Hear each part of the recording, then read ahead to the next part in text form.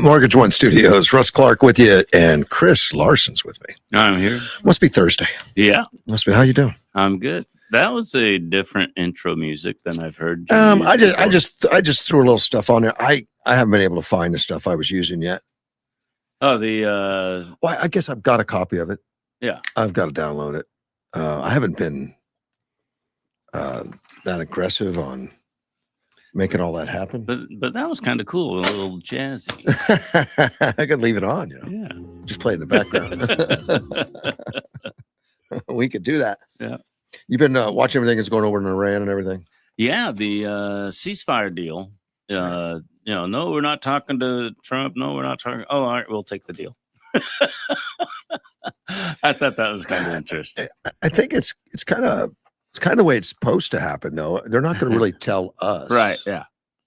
But I don't know how much of the everyone else that you've been watching, like the CNN and all the anti-Trumpers and the bloggers and stuff. If you watch any of that, it's gotten just ridiculous. How can I haven't seen anyone opposed to it. I haven't really seen much about it at all. But oh yeah. It's unfortunate. How can people be opposed to it? Because they don't like Trump. But they got to have some specific objection. Well, I just told you. But they're not. That's not what they're going to be saying publicly. Well, no, you're right. Well, what they say is one of the big things is that he used the F-bomb, and nobody can use a word like that that's in leadership. I don't like that. I do think the president should have a little bit more decorum. He's done it before. That's fair not to like it. He's done it before. I didn't like the message on Easter Sunday. I was like, bad timing. And that's the other one where he threatened to wipe them off the face of the planet. Yeah. Well, and saying he's going to target the power plants and things like that. Yeah. International law says, don't do that. No, it doesn't. If you're not watching it, he just gave me that look like are you crazy? Are you wrong? Are you wrong? International law says you can't attack civilians and civilians' infrastructure. That has nothing to do. But you can shared infrastructure. You can what? Shared. If it's shared, if military uses the power, that's what was coming out was they were using it for this reason or that reason. Well, of course, So it becomes a military target. Do you know the people that are primarily saying that? Not 100%, but 90-some%, Democrats, for political stuff. Right. Well, it's a war crime. It's a war crime. It's a war crime. These are the same people wearing the Ukraine button supporting Zelensky that does nothing but power plants and infrastructure. And they support him. And I didn't jump to war crimes, but I was like, that has the potential to be. You got to make sure you're doing it for the right reasons. You got to be careful with things like that. Here's the right reason, as far as I see it. Put an end to it. End to it. Yeah. We played around for 17 years in Vietnam. We played around in all these other countries by trying to be gentle in a non-hostile war. And we don't want to be non-hostile. We want to be non-hostile. We didn't do that in World War II. And we didn't even have smart stuff then. World War II, Normandy, when we bombed to attack Normandy, D-Day and all that, 50,000 civilians died. Civilians. All right. Because the weaponry, it's just like a shotgun. It's scatter. Yeah. They didn't have accuracy. If accuracy was a half mile or something, but they just obliterated. They just fired all guns blazing, men, women, children, anything in the way. All right. And that was normal. They bombed Berlin, they bombed Tokyo, they bombed it all. Now, we put those wars to an end and saved a lot of lives. Isn't that weird? Yeah. Saved a lot of lives by killing people. Well, and that was the whole, justification for Hiroshima and Nagasaki. Was, we're going to kill. But believe me, I'm not in favor of that. And that was but now we have smart bombs, right? And we have ways to take out infrastructure. We just never had this before. Right. We don't have to drop a nuclear bomb, right? We can put them out of business strategically and destroy their ability to transport things. I mean, all the aircraft are gone, the helicopters. They're no one in their right mind, if there's a helicopter left in a bunker, are going to take it off. Right. And they hit that bridge. Yeah. And they said, 12 civilians died. But it was clearly a legitimate target. How are you going to restock the missiles and all that? You have to get them across the country. And well, even, moving tanks and vehicles. And same thing with railroads. And, yeah, all that. Yeah, I understood that was clearly a legitimate target, and collateral damages. Oh, they're ready. They're ready to call the Hague and have him prosecuted and hung. Yeah, which is nuts. But they're not complaining about. Yeah, I haven't heard you say anything about complaining about the deal and the ceasefire. They're just complaining about what he said and when he said. But they have been. Yeah, they have been complaining. How can you complain about the deal though? Because they said Trump's a taco. You'll have to explain that, because I love tacos. Me too. Oh man, who doesn't love a taco? I don't know how I can forget that actor. Trump always chickens out. And that's a taco. Trump always chickens out. So he's a taco. Okay. Trump always chickens out. He's a taco, which I thought was hilarious because I like tacos too. But the point of any so they do. They complain. They say, "Oh, he's too aggressive. He's a war crime." And then he calls it off. He says, "He's a chicken. He's a taco." But they don't know what they conflict want. Is to end the conflict. He's ending the conflict. And do they know everything Trump knows? Of course not. No. Would you tell him? I don't want to know everything Trump knows. I wouldn't tell him. You can't tell him during the negotiations, because they will do anything to destroy Trump, including leaking stuff that's going to hurt America. I'm convinced of that. And I'm not saying all of them, but there's not all of them. Yeah, but there's some that will be bad actors. People like Mark Kelly would probably. I don't like him. Really? I don't. I mean, he's still just running around, say you can defy orders. Is he still whining about that? Yeah, he's still doing it. He's still putting out text on it and stuff. And he's got other people doing AOCs engaged now. It's done. Everyone moved on, didn't they? Nope. Oh no. Everyone but him? No. There's more now. There's more what? People doing it that you can really? defy orders. Yeah. I mean, there's a big group of Democrats now saying defy orders. It's not getting in the news, so. Oh yeah, it's out there. I haven't seen it. I wouldn't be able to see it otherwise. I'll start sending his stuff. No, I don't. I got better things to do. Now, I listened to, I think it's Tosi this morning for an hour. That is a blogger. He's British. He was born in Iran. I think he's Iranian. His dad lives there.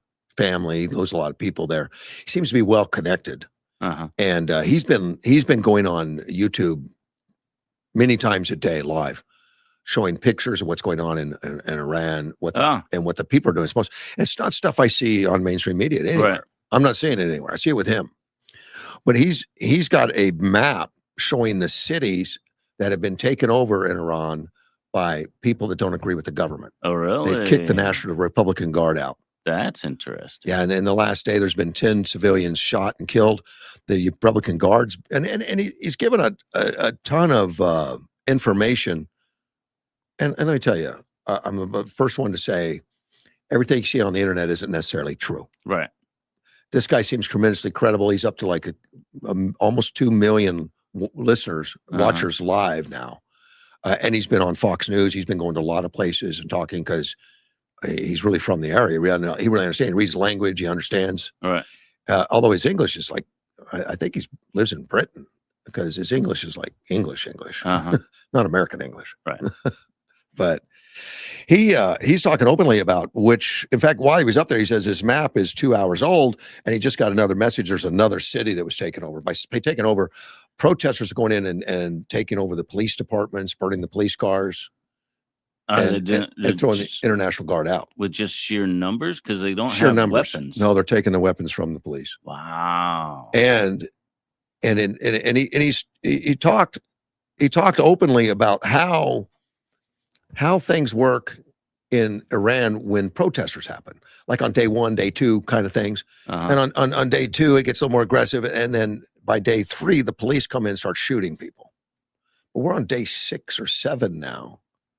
and the police are nowhere to be found in most cases. Huh. And and he says that if it gets real out of hand, he starts mentioning dates like in 2019 or about one of these dates. After so many days and the police look like out of control, they send the military in, but there's no military coming in.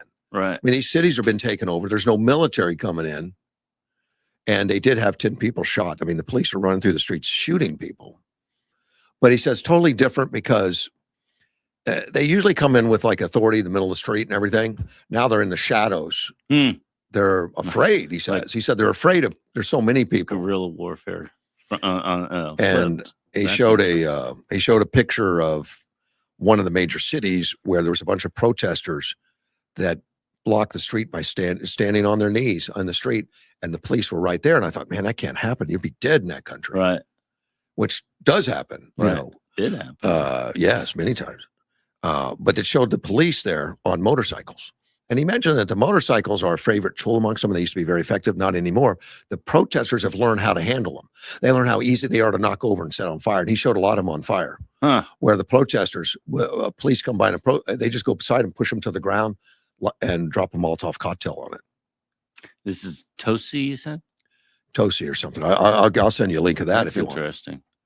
In fact, the one from last night was 54 minutes, and it was live. It's now on YouTube as a backup. Right. You know, you can rewatch that.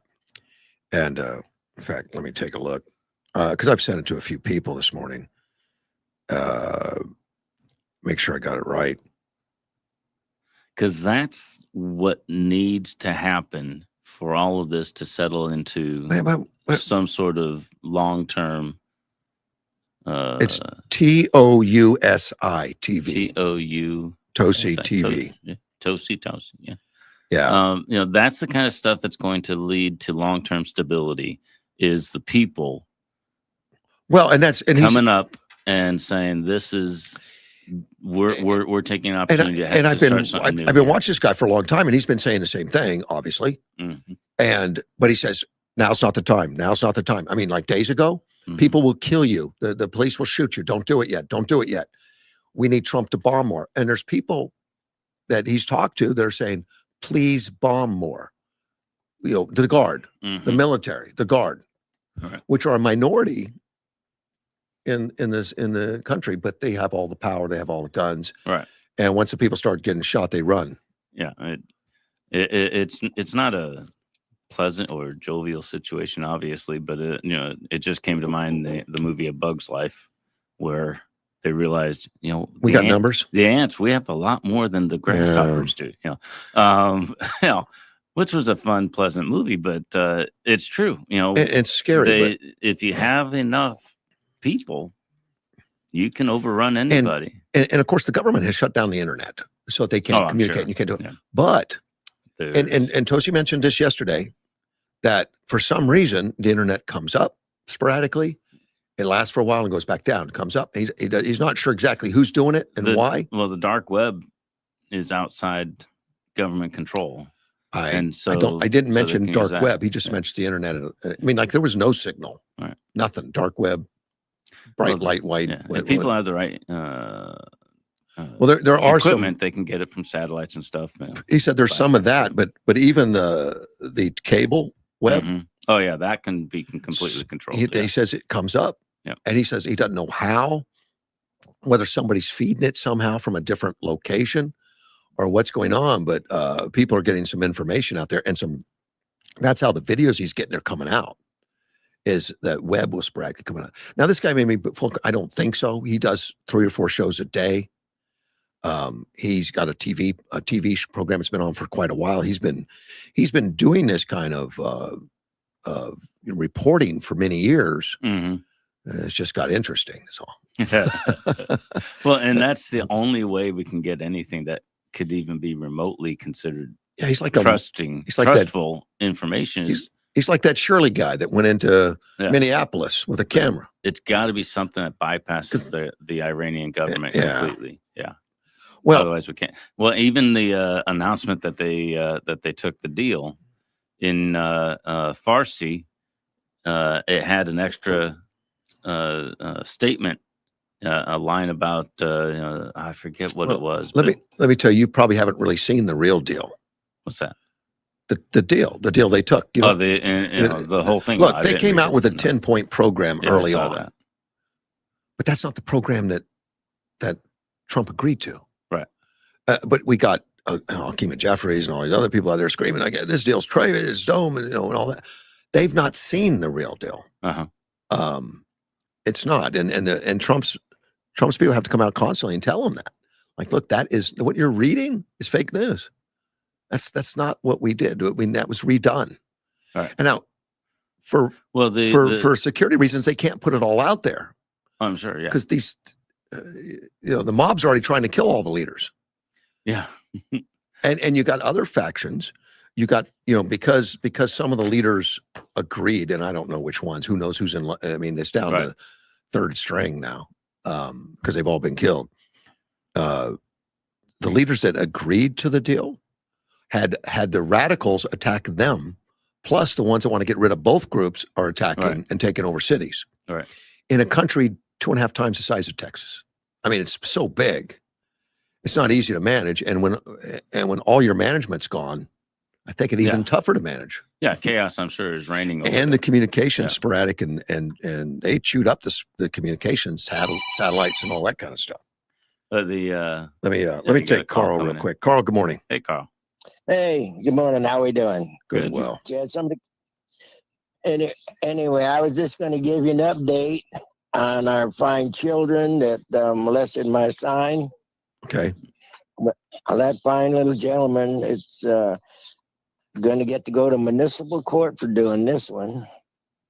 Well, they should. Right. Yeah. Well, they are.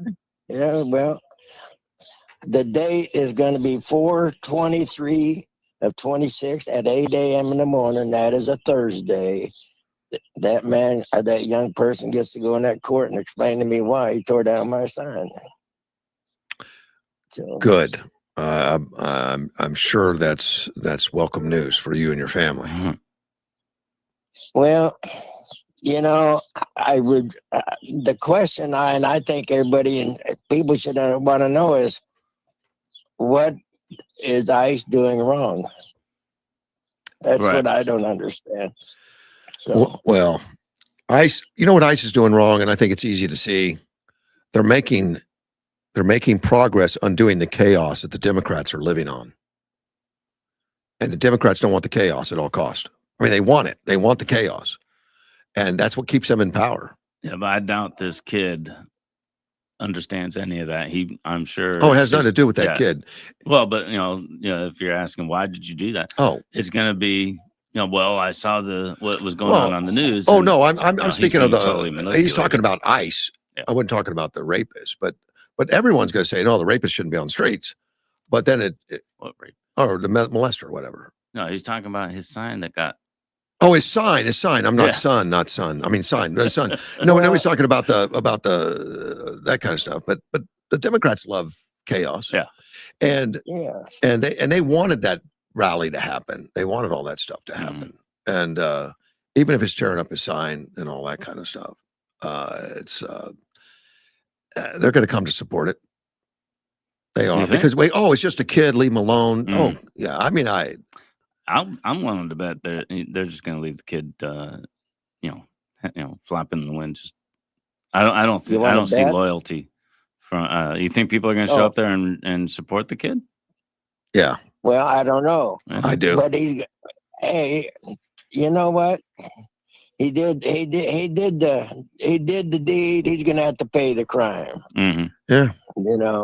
He's going to have to, he thought he was so good jumping up on that fence and doing that. Which, if he'd have fell inside, we might have hauled him off to the morgue. I mean, he could have hurt himself real bad. Right. Yeah, it's and then who would have been liable? Me. Of course, it's not a felony, but still he has to pay that price, whatever that is. Right. Restitution or do some community service, paint a wall. Doesn't matter. Whatever it is, they got to do it. Well, I think it'll be good for them. Oh, I do too. Yeah. It would be good for me because I can't understand why they did it. Who put them up to it? Well, that was a countrywide program put on by a lot of these NGOs that got a lot of money from the government create havoc and chaos again. And That's then, what it was all about. And they don't care how many kids get in trouble. They don't care Mhm. how many signs are tore up. And in fact, what happened in Yuma was pretty mild. You know, Yeah. there's some other kids that really got in trouble. Yeah. And yeah. you know, all you got, you know, all they want to do is just start something, let it go where it goes. And they want to make it So- look like a grassroots, and these kids they're just easily manipulated, dude. And you tell them like, hey, guess what? We could skip school today I'm in. You don't even have to tell them why. Yeah. I'm in. I would have been there. Say we're gonna do it Saturday morning at 8:00. Yeah. No. No, we're not doing that Saturday at 8:00. Yeah, I would. Well, I would have just not shown up that day. I was like, oh, everyone's skipping school that day. I'll just stay in. It's it's so Been much there, easier. done that. You know? yeah, but he's going to take up for Thursday morning. Well, anyway, Yeah. you gentlemen have a very good day. Thank you, too. sir. Take Bye-bye. care, bud. Thank you, sir. I just want to point out again on this Iran thing, the Democrats that are wearing the Ukrainian flag. Anything he's doing is wonderful. Zelensky, he's upset. They're upset that Trump at times it's come to blows with Zelensky. He Mhm. has. You know, him and Zelensky have not had a smooth, although Trump supports what he's doing, but he's getting Europe more involved. He's getting other Right. things more involved. And having him take responsibility for stuff. The left is just crazy about that. And he's the best man ever. He's been blowing up infrastructure, bridges. Every time they hit a bridge, they cheer in Congress. Yeah, he blew up a bridge. Trump's a war criminal for blowing up bridges, which he hasn't. I mean, maybe he has. None that I know of, but Well, he did the one. bridges are normal. Right. Oh, he did do Yeah. that. That's right. Yeah, that's Because that's they the first thing you transport. do. Yeah. And that's the way to shut down the military. Every war ever. That's the first thing Yeah. you do. Hit all the bridges. They're Yeah. easy to find. They're stationary, And you can rebuild and them. they're important. You know, Yeah. afterwards you can rebuild them. Yeah. Same with the power. Right. And Zelensky's been hitting power like crazy. No one's calling him a war criminal. When on the left, which we're sending them billions of dollars to do it. Well, we're spending billions of dollars in the United States making equipment and weapons to send to them. So it's still We're Yeah. I guarantee you, if you gave a bunch of guns to a guy that says rob a bank, you'd still be in trouble if you didn't Yeah. rob the bank. We're giving them weaponry. They're blowing up bridges, and everyone on the left says that's great. Trump says, I'm going to blow up a bridge. War criminal right there, just because you said it. That's all you had to do is say it. Yeah.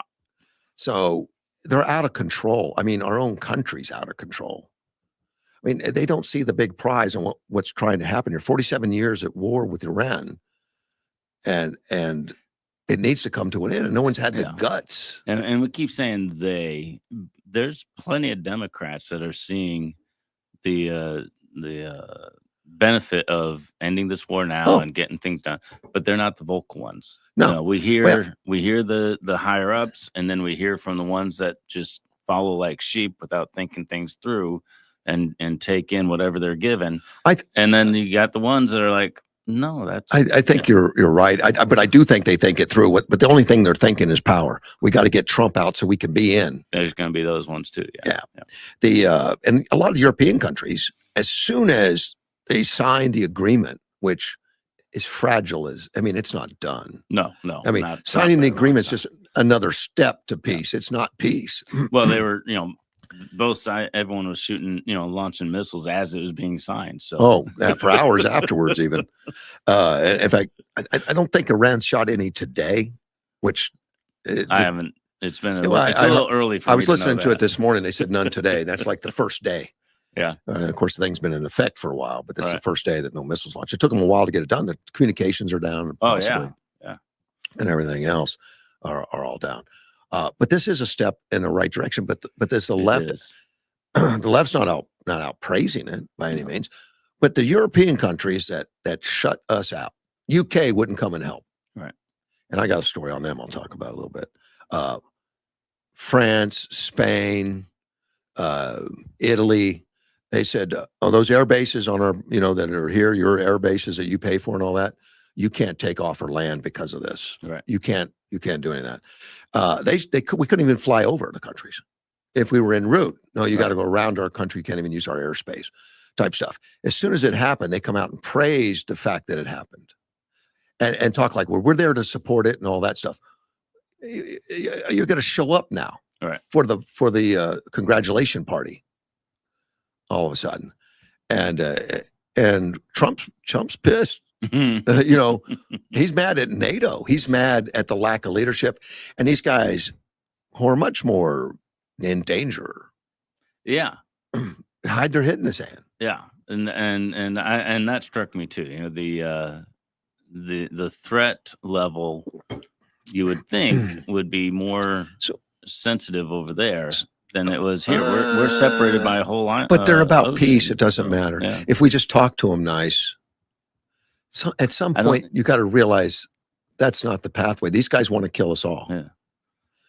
I just don't see how anyone was okay, maybe, you can question when it started and how it started, but it had to start. Doesn't matter. It's been going on 47 years. Yeah. So, and for that time, they just keep building the ability to kill everybody. Right.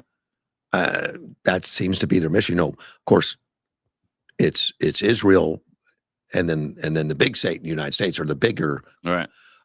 Targets, as far as that's their dream is to eliminate United States. And but France, Italy, Russia, Germany, and England, they're the little devils, at least. Some of this, I don't think they get much attention because they just run and hide. So if you're in a fight, you're going to get the guys that are hurting you, not the guys that are running and hiding.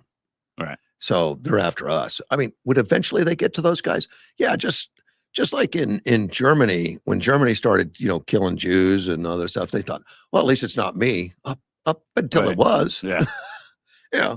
Yeah, and that's we talk all the time about how badly our history is taught to our people, and I was shocked to find out that things had been going on in Germany for years before he invaded Poland. Oh yeah, and got everyone's attention. It had been happening for a while, and nobody cared because and that still happens. Well, the European countries watched him take Poland, right? And they say it's just Poland. It's okay. We're okay. And then he turned west.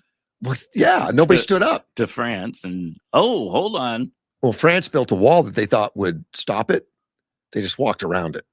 Well, the Blitzkrieg was just. Well, they were all on methamphetamine. I don't know if you know this, but they were all on methamphetamine.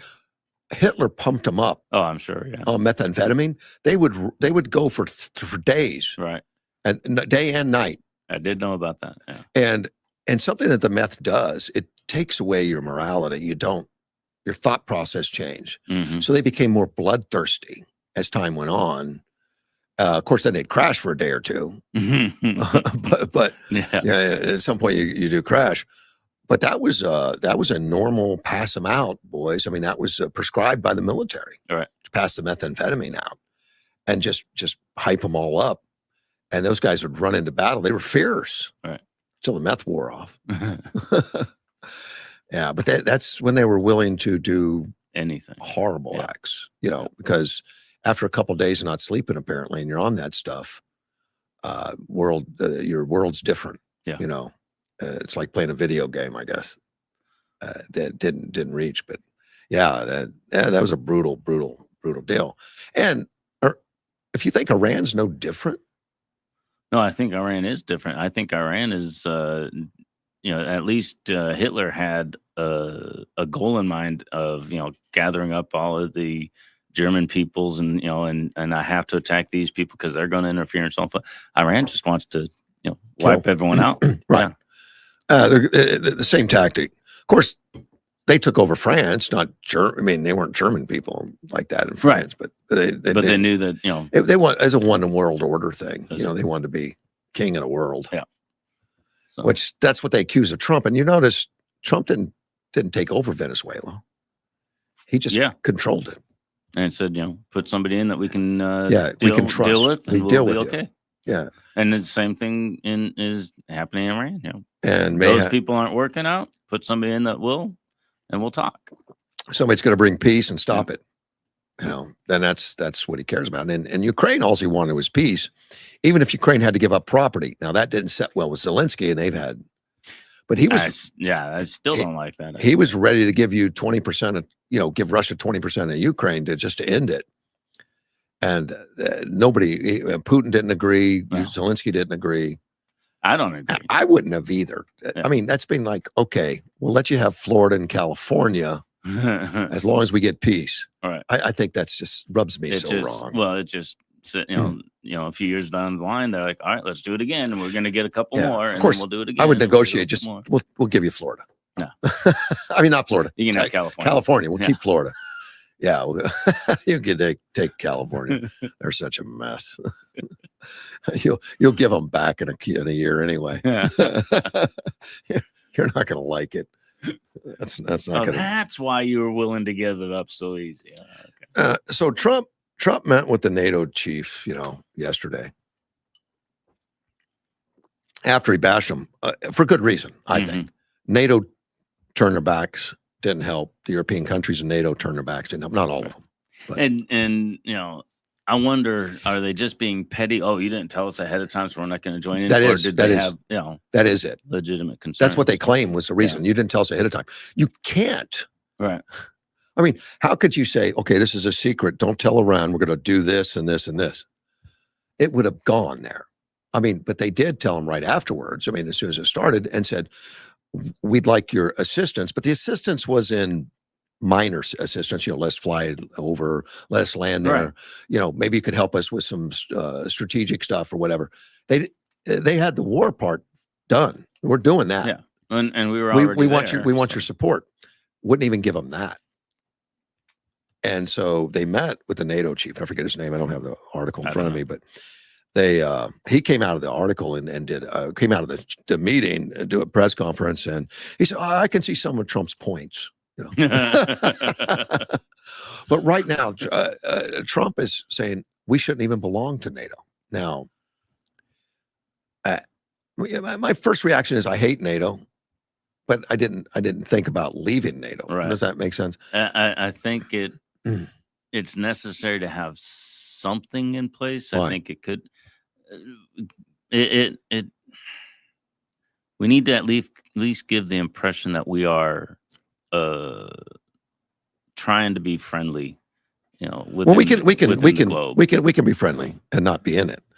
The countries that came to our aid: Saudi Arabia, right? United Arab Emirates, Kuwait, right. A lot of United Kingdom. I mean, not the United Kingdom. Ukraine, Poland. I mean, the guys that are not, Poland's in NATO, but the guys that are not necessarily in NATO and all have strategic alliances with Israel, of course, right. And they've been like the best friend. And so Saudi Arabia have been quite a bit. But all those people came in with us, and the people that didn't was NATO. Right. Well, and what is NATO? North American Trade Organization? Yeah, you know why it was set up? So we're not, it was set up trading with it was set up to put our armies together, our resources together as one, to let Germany, and because World War II stuff, right. And Russia to defend against them and say, because Russia is such a big, powerful country. Against you guys if you start anything. You have to put all the European countries together to match Russia. Right. Although Russia's a lot bigger than all the Europeans together, but Russia spends more on military than all the Europeans together. So that was put together to hit off another world war, to hit off another, because if you're strong enough, you bring peace. Right. Strength through peace. Exactly. Peace through strength. Peace through strength.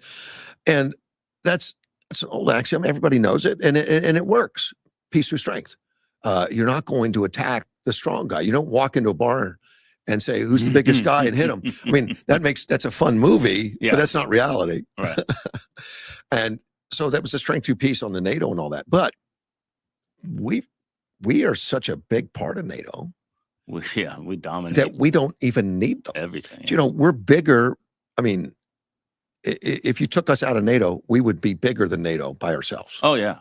By a lot. Yeah, the top 7 armies after the United States would have to combine to match Well, United and that would have to States. include China and Russia, Yeah, but they're not in including China, NATO. Yeah, and Russia is not that high anymore compared to the other ones. They shouldn't And be. and as we've seen in Ukraine, what they do have, they don't use well. Well, they still are 1950s tactics. Yeah. Yeah, I saw a report about, talking about their, their aircraft and things like that, and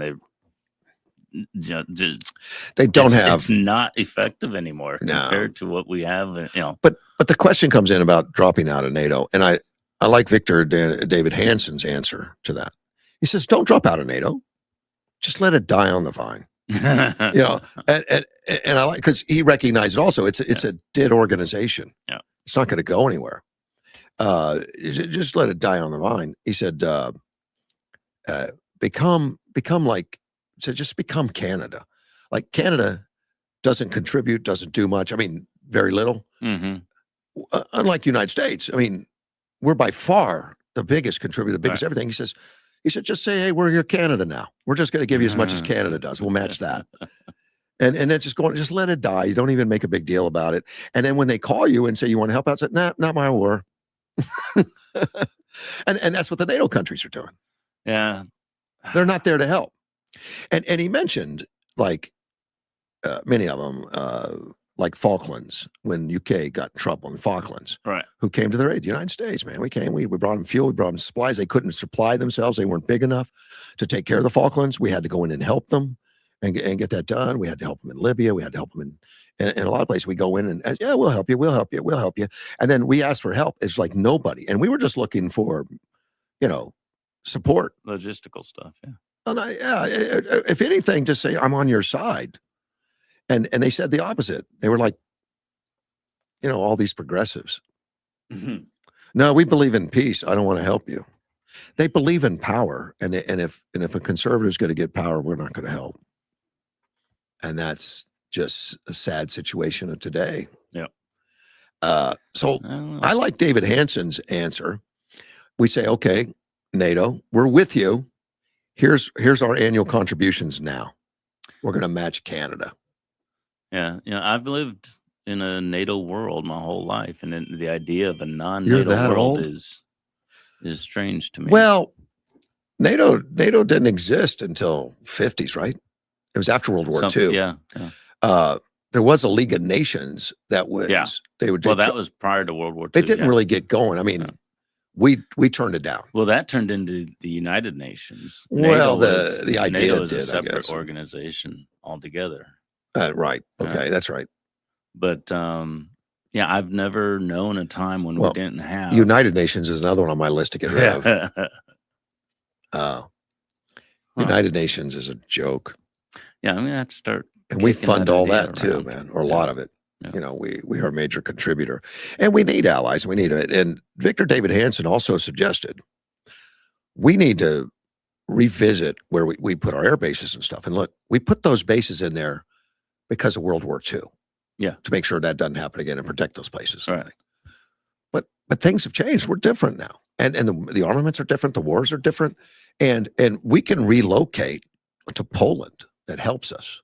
We can relocate one, to some of these other countries that are supporting us versus these NATO nations that don't. We don't need to be there.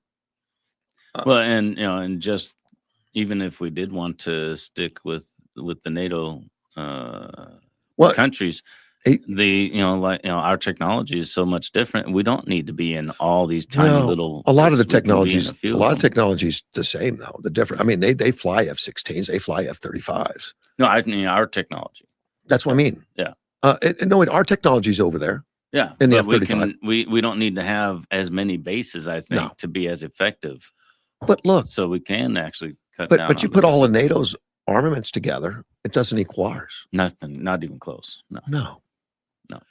In fact, Israel, Israel's a country with 15 million people. They have a bigger air force than Germany. What does that tell you? That they're afraid. They fight for their survival. They've got legit, and Germany's got what we call complacent. Yeah, and I can understand that. People, even in the United States, people like, oh, there hasn't been a war in 20 years. You forget about it. We don't need to push for it, and this we can stop spending it. on it, and And then something pops up, and wait, and you got there Greta is still Thunberg out there bad saying, let's stuff. have, this is outrageous, and they still listen to Greta. She's changed from climate change though to humanitarian Okay. stuff. Well, that's good. Well, no, it's just as bad as what that is. It's actually horrible. And you mentioned the left. Are they really complaining? Let me bring up one that it's just they're finding outrageous things to complain about, like you used an F-bomb or you said you were going to destroy them, and that's war crimes and stuff. And they just keep saying this stuff. Lawrence O'Donnell on MSNBC, he's the host. He's all over Pete Hegseth because he used the phrase "we leave no man behind." Okay. He says it's outdated. This is, of course, the old school version of the idea back when American men flew American military planes, only a few men, which I don't know what he's talking about. How is that outdated? We leave no man behind or woman. Well, but he gives some examples here. He said the general knows, unlike Pete Hegseth, because he's pointing out Pete Hegseth's not a general, which a lot of those, I don't know if it's every department, secretary of war has been a general, but it's common. He said, unlike Pete General, that could have been a woman that they were trying to rescue. It might be a woman next time. And that, but all it is throwing crap at the administration. What? Or woman, because it could be either these days. But I was just being, they should go facetious. They should go after Neil Armstrong when he said, one small step for man. Yeah, I didn't know when you started reading that. I didn't know that's where he was going to be going. I didn't either. That's ridiculous. But it gets worse. But then he expanded it. He says the 21st century notion that we leave no one behind ignores the 120,000 prisoners of war held by German and Japanese forces in World War II, left behind for years. Well, I mean, that is a true statement. But they weren't left behind because we didn't quit. We were actively trying to get them back. We did what we could with the opportunities at the time, the material at the time, our abilities at the time. They weren't left behind. Right. He said, he also referenced Vietnam. John McCain even. He said, Vietnam, we left John McCain behind. Which, no, we didn't. He came back. I mean, it took 5 years. Yeah. Recount how McCain was captured and held prisoner for 5 years. You mentioned that. Who's this guy? Lawrence O'Donnell. He's a very respected MSNBC host. Not by me. Yeah, he's got his own show. It's called The Last Word with Lawrence McDonald. They need to retire him. He said, and then he was reminded that John McCain was a war hero. Donald Trump said he was not a war hero, which is true. Donald Trump didn't like him. Yeah. It was mutual. Yeah. He quoted Donald Trump's remark, I like people who weren't captured. And Trump did say that. And I actually agree. Calling somebody a war hero because they were fighting like any other soldier and got captured. Yeah. Whereas the other soldier didn't get captured. I wouldn't throw out the word war hero because I might not, but I wouldn't. Yeah, I wouldn't throw any insult at it. Yeah. I'd leave it alone. I wouldn't either. Yeah. I wouldn't have done what Trump did, but that's Trump. Yeah. He's having his disagreement with McCain. Watch out, it's coming. And then he talks about the incident that caused Hegseth, our war secretary, to say we leave no man behind. He said the idea of using 155 aircraft and hundreds of military personnel on an immediate rescue mission for a single person was inconceivable in World War II or in Vietnam, which I think he finally gets the point. Right. We do what we can. Yeah, exactly. Based on what's in front of us and what the ability is. We have much greater ability now. If we had that same ability in Vietnam, but it doesn't change the fact that we leave no man behind. Right. Meaning, in fact, he kind of contradicts himself. Yeah. Because he said, we leave no man behind is an old phrase for the old times when we did leave them behind. But we don't. No. In fact, I don't know that the search for Vietnam MIAs is gone. I mean, there's still people. There's still people looking. Yeah. We're not leaving them behind. Right. Said odds are they're not alive anymore just because of age. But And that's kind of unique. I mean, Russia's not doing that at all. Russia can't. Well, even what they could do, they step over bodies. They're not going to pick them up. Yeah. I mean, there's been a lot of reports of that. They shoot a lot of their own guys. They have a program that if you flee, we're back here to shoot you for fleeing. Well, yeah, desertion. They have special forces for that. Yeah. Well, you can get shot for desertion in the United States too. When was the last time that happened? Every war. I doubt it. I don't know. I mean, I know it did in the Revolutionary War. Yeah. But that's something. In fact, there's people that have PTSDs or whatever in Russia, and they say, I can't go.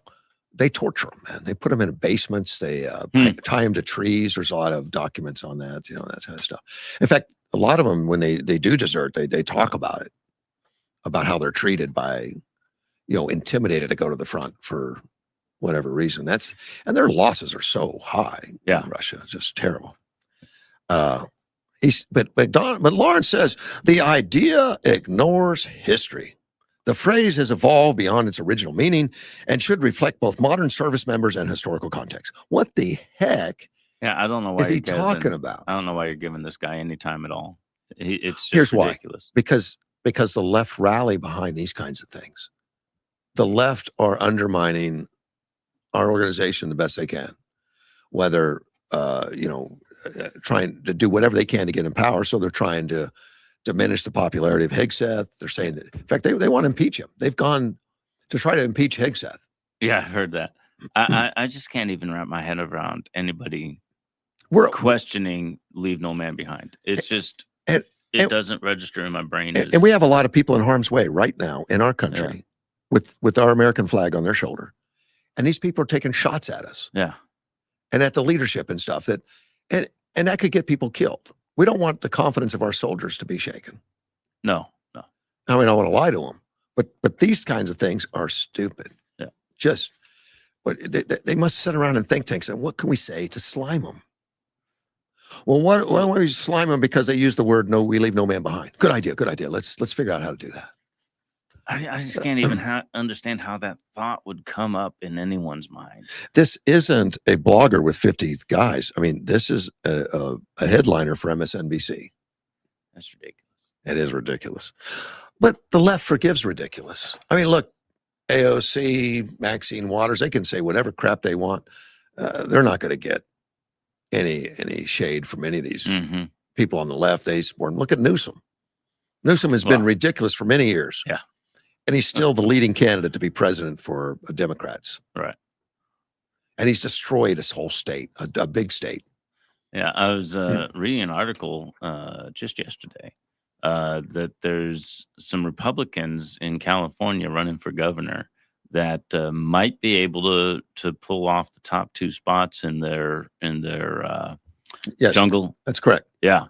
That's what it is. It's a jungle primary, which means Republican governor. If there's two Democrats and 50 Democrats and two Republicans running, they put all 52 together, and the top two go into the runoff. Right. It's not a Democrat against a Republican. They do a jungle. Right. Yeah. Well, they did that because that would be interesting. Because it obviously benefits the Democrats. Right. Because in California, Democrats have a higher percentage statewide. So that's going to assure that there's always going to be two Democrats at the top, except now. Yeah. Except now. And there are two.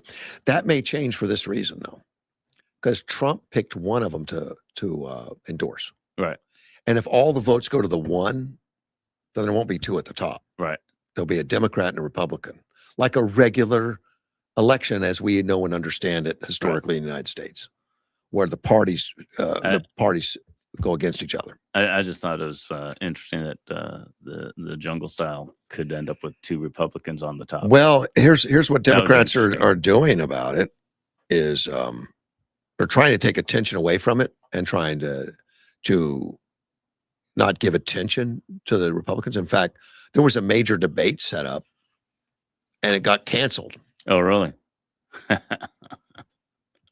It got canceled. I forget which university it was at, but 'Cause- it was canceled. And what they say it was canceled because because there were charges of racism, because they took the top people. I don't know if it was 8, 10, whatever it is, the Right. top people, based on a criteria that they set up. And then they went back and saw, well, who meets the criteria? Like the highest polling numbers Right. or number of signatures. I don't know what they use. They use some matrix. Well, it happened to be that a lot of black folk Didn't were make not going to be at the debate. So they said it's racist because they're all about DEI. Right. Like, first thing you do is you make sure you fill one from every race, and then we'll look at meritocracy. Right. Well, they just went by meritocracy, just by blind numbers, and the numbers didn't show that. So they said, oh, we can't do this. We're going to cancel it. Well, really, they don't want to give those two front-running Republicans a lot of attention stage, right? and the stage, because they are really great guys, and they may get more popular. And as I'm thinking about it, what can they do? They can't put another candidate up because that's just going to dilute the Democrat numbers, and they can't put a good candidate up because they don't have any. They good put their best up. candidates right now are the best they've got, and what they have done, and a lot of the bloggers and stuff have come out and said, we need to get these Democrats to drop out, get them to drop out, right? So that we only have a couple, so all the votes are focused on 2 of theirs instead of 20 or whatever they have. I don't know what they have. Well, that didn't work. Everyone's ego says, "Oh, not me, me. I'm not dropping out. I could win this thing." and it just goes back to how they're united against being Republican, right? But they're not united against any individual or idea of policy, beneficial policy. That's their only ground that they stand on, is we hate Republicans and Trump. Yeah. But once you take that away, they have nothing. They're just flopping around with no direction, no thought processes that are going to lead to anything of value. And I think California is a perfect example, of how ineffective they are. They are ineffective, but they keep chaos, and they keep emergencies, and they keep in front of them, like, oh, people are starving. The kids need help. Oh, we got a tragedy going on. There's an emergency going on, always, in order to say we're the ones that got to fix it, even if they created the problem, like the fraud in Minneapolis. All right. Tim Wall says, I'm the guy that's going to fix it. You're the guy that started it. Yeah, well, exactly. Right. you don't have any idea how to fix it. So they don't mind having the chaos, because then they come in and fix it for somehow. That's the well, I think it keeps their Democratic base so confused that all they can think of is, well, vote Democrat, without being able to stop long enough to think, well, the Democrats aren't doing anything to help us. Yeah. If it's, as long as you keep everyone distracted, looking at this, look at this, look at this, look at this, they can't look at anything. That's exactly right. Yep. And they create all this chaos. They create problems, and then scream and put it on Trump or Republicans, and then I'm the one to do it. And it's just, they're bombastic. But we're seeing the trends and moving, into Republicans. And even with all the press helping and everyone helping and all that stuff, and it still moves in that direction. Not fast enough for me. Yeah, it takes a while. It takes a while. I have no idea what the midterms are going to look like. It's going to be interesting. Well, historically, it's in favor of the Democrats. Well, historically, it's in favor of whoever is not in the executive branch, yeah. right? Well, that happens to be the Democrats right now. So, it's going to be, because we do see a shift from the Democrats to Republicans, especially here in Arizona. But I think it's happening all over. People are moving around. They're redistricting. It's just all up in the air. It's a coin toss at this point. Yeah, a lot of the But if we can settle this Iran thing, I think that's going to be huge for us. Well, and how hard would it be to be a Democrat right now? Knowing, I mean, just knowing that, Right. well, we can't be successful because that'll hurt our chances to be reelected. I'm not accusing anybody of doing anything purposeful, Right.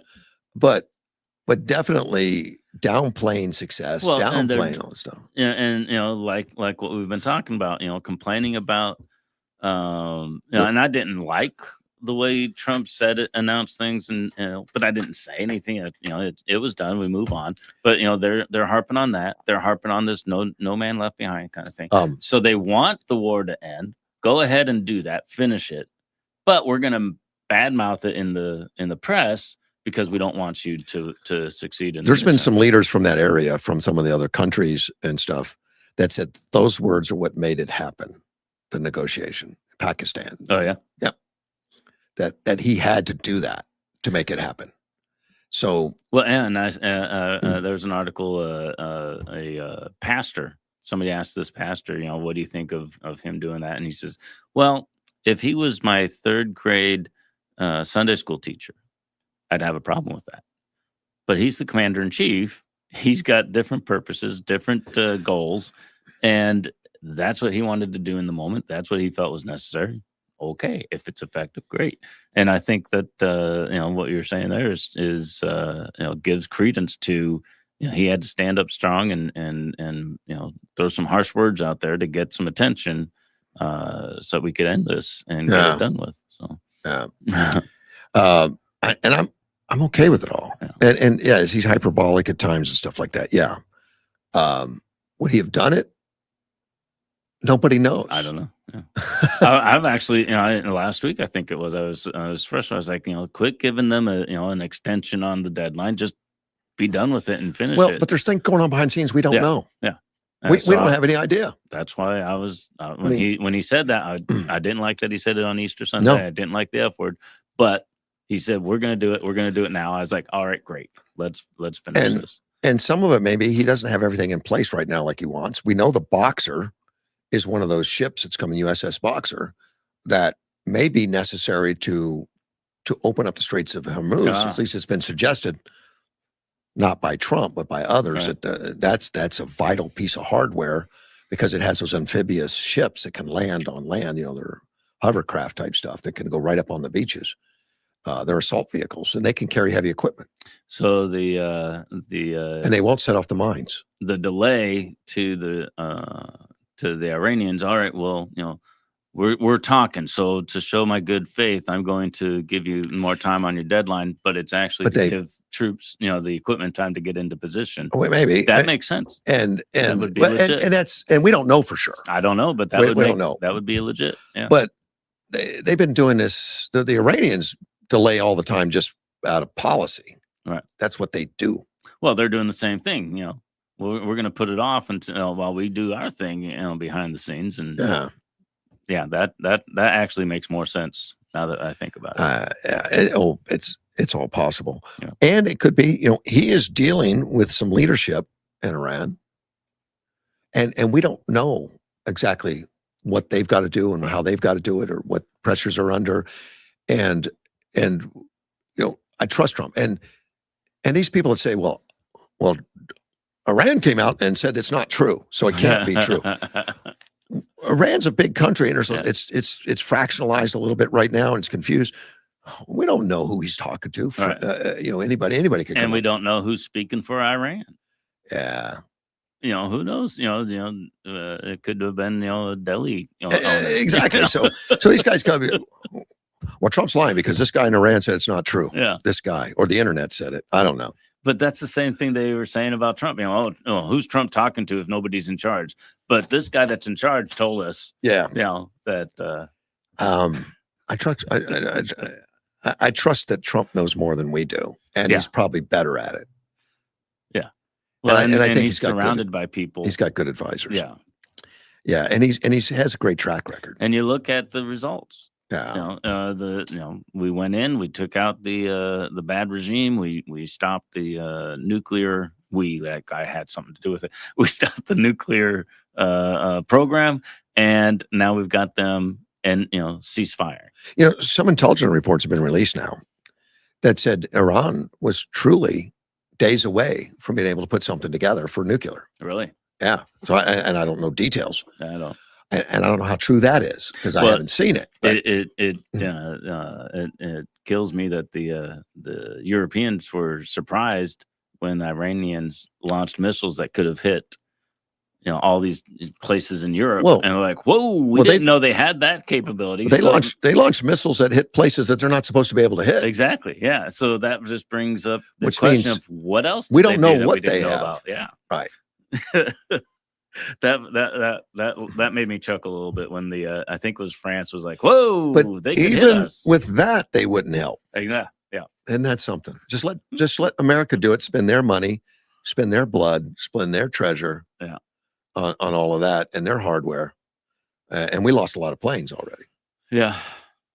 God, I don't know. And that surprised us too. We thought, oh, they can't take out our planes. Oh wait, they're taking out our planes. So we adapt. And a lot of people are things are shifting to the drone technology. Oh gosh, yeah. And we are too. Yeah. I saw an article, saw a video where a drone was coming in and the soldiers started shooting at it. I was like, well, you can't shoot a drone like that. It's a moving target and stuff.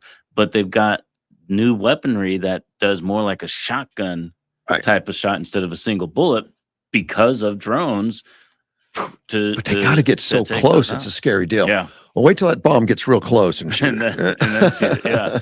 But the drone technology is changing the face of warfare throughout the world, and it's just, I hate warfare, but it's fascinating. The shifts and twists and turns. And whoever has the best artificial intelligence to power those drones is going to be, because they swarm. Like you turn a swarm of drones, they all interact with each other. Yeah, I mean they do it now. That's how they do those light shows. Yeah, those are amazing. Yeah, well, the same technology can be used to swarm targets. Yep, and they use it to do so. Well, and have you ever heard of Tom Clancy? Yes. He always comes up with these bizarre attacks and things like that. One of them, a paperclip, ended up starting a world war. You got to read the book to find out. But I read his books, and I was thinking when the drones first started coming along, I was like, what would it take to put a bomb, an explosive on a drone, have like 20 or 30 of them, and they just one after the other come in, and you know what? That's what they're doing now. The ideas, the possibilities are out there, and it used to be just dreams, just imagination of what could you do. Yeah, we need to start having better defenses. Trump is right about the Golden Dome. Yeah, it's a Reagan was the first one to come up and talk about Star Wars. Yeah, Star Wars was never his name. He adopted it because the Dems were making name. Fun of him. So, this guy's like Star Wars. And he says, "Oh, that's a good name." Yeah, it was. Yeah, so he said, "All right, I'll take it on. It's Star Wars now." Thank you for naming it. Yeah, that's great, man. That's where you really upset him when you do all that kind of stuff. Well, the best names always come from the enemies. The devil dogs. Marines are devil dogs. Oh yeah, because the Germans called them devil dogs. We loved it. My high school football teams, the criminals. Yeah. They used to be made fun of because they moved into the prison. Well, they started in the prison. Yeah. Well, actually, they were in another building. They went to the prison temporarily while their building was being built.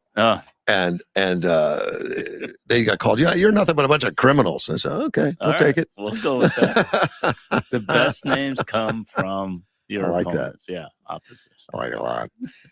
United Kingdom. I just want to mention that they did actually do something eventually. Okay.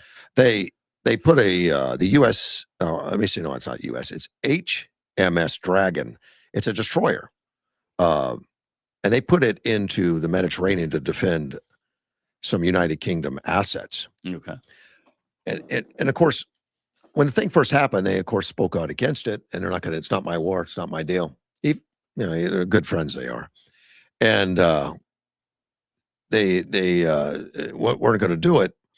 But eventually, they got hit with something, and I forget exactly where it was. I got it here. Now You see- it's our war. See, February 28th, the UK did not announce the deployment of the Dragon. 5 days later, after they got hit, they said the announcement came a day after the Iranian-backed group militia struck the Royal Air Force in one of the other countries. And he said one of the United Kingdom's air bases in Cyprus. So they announced it then after 5. They said, oh, okay, yeah, we're going to send this destroyer into the Mediterranean as a show of force. But it didn't leave until March 10th, and it finally left. Of course, it's got to get there. Right. Well, it finally got there, and then it broke down. It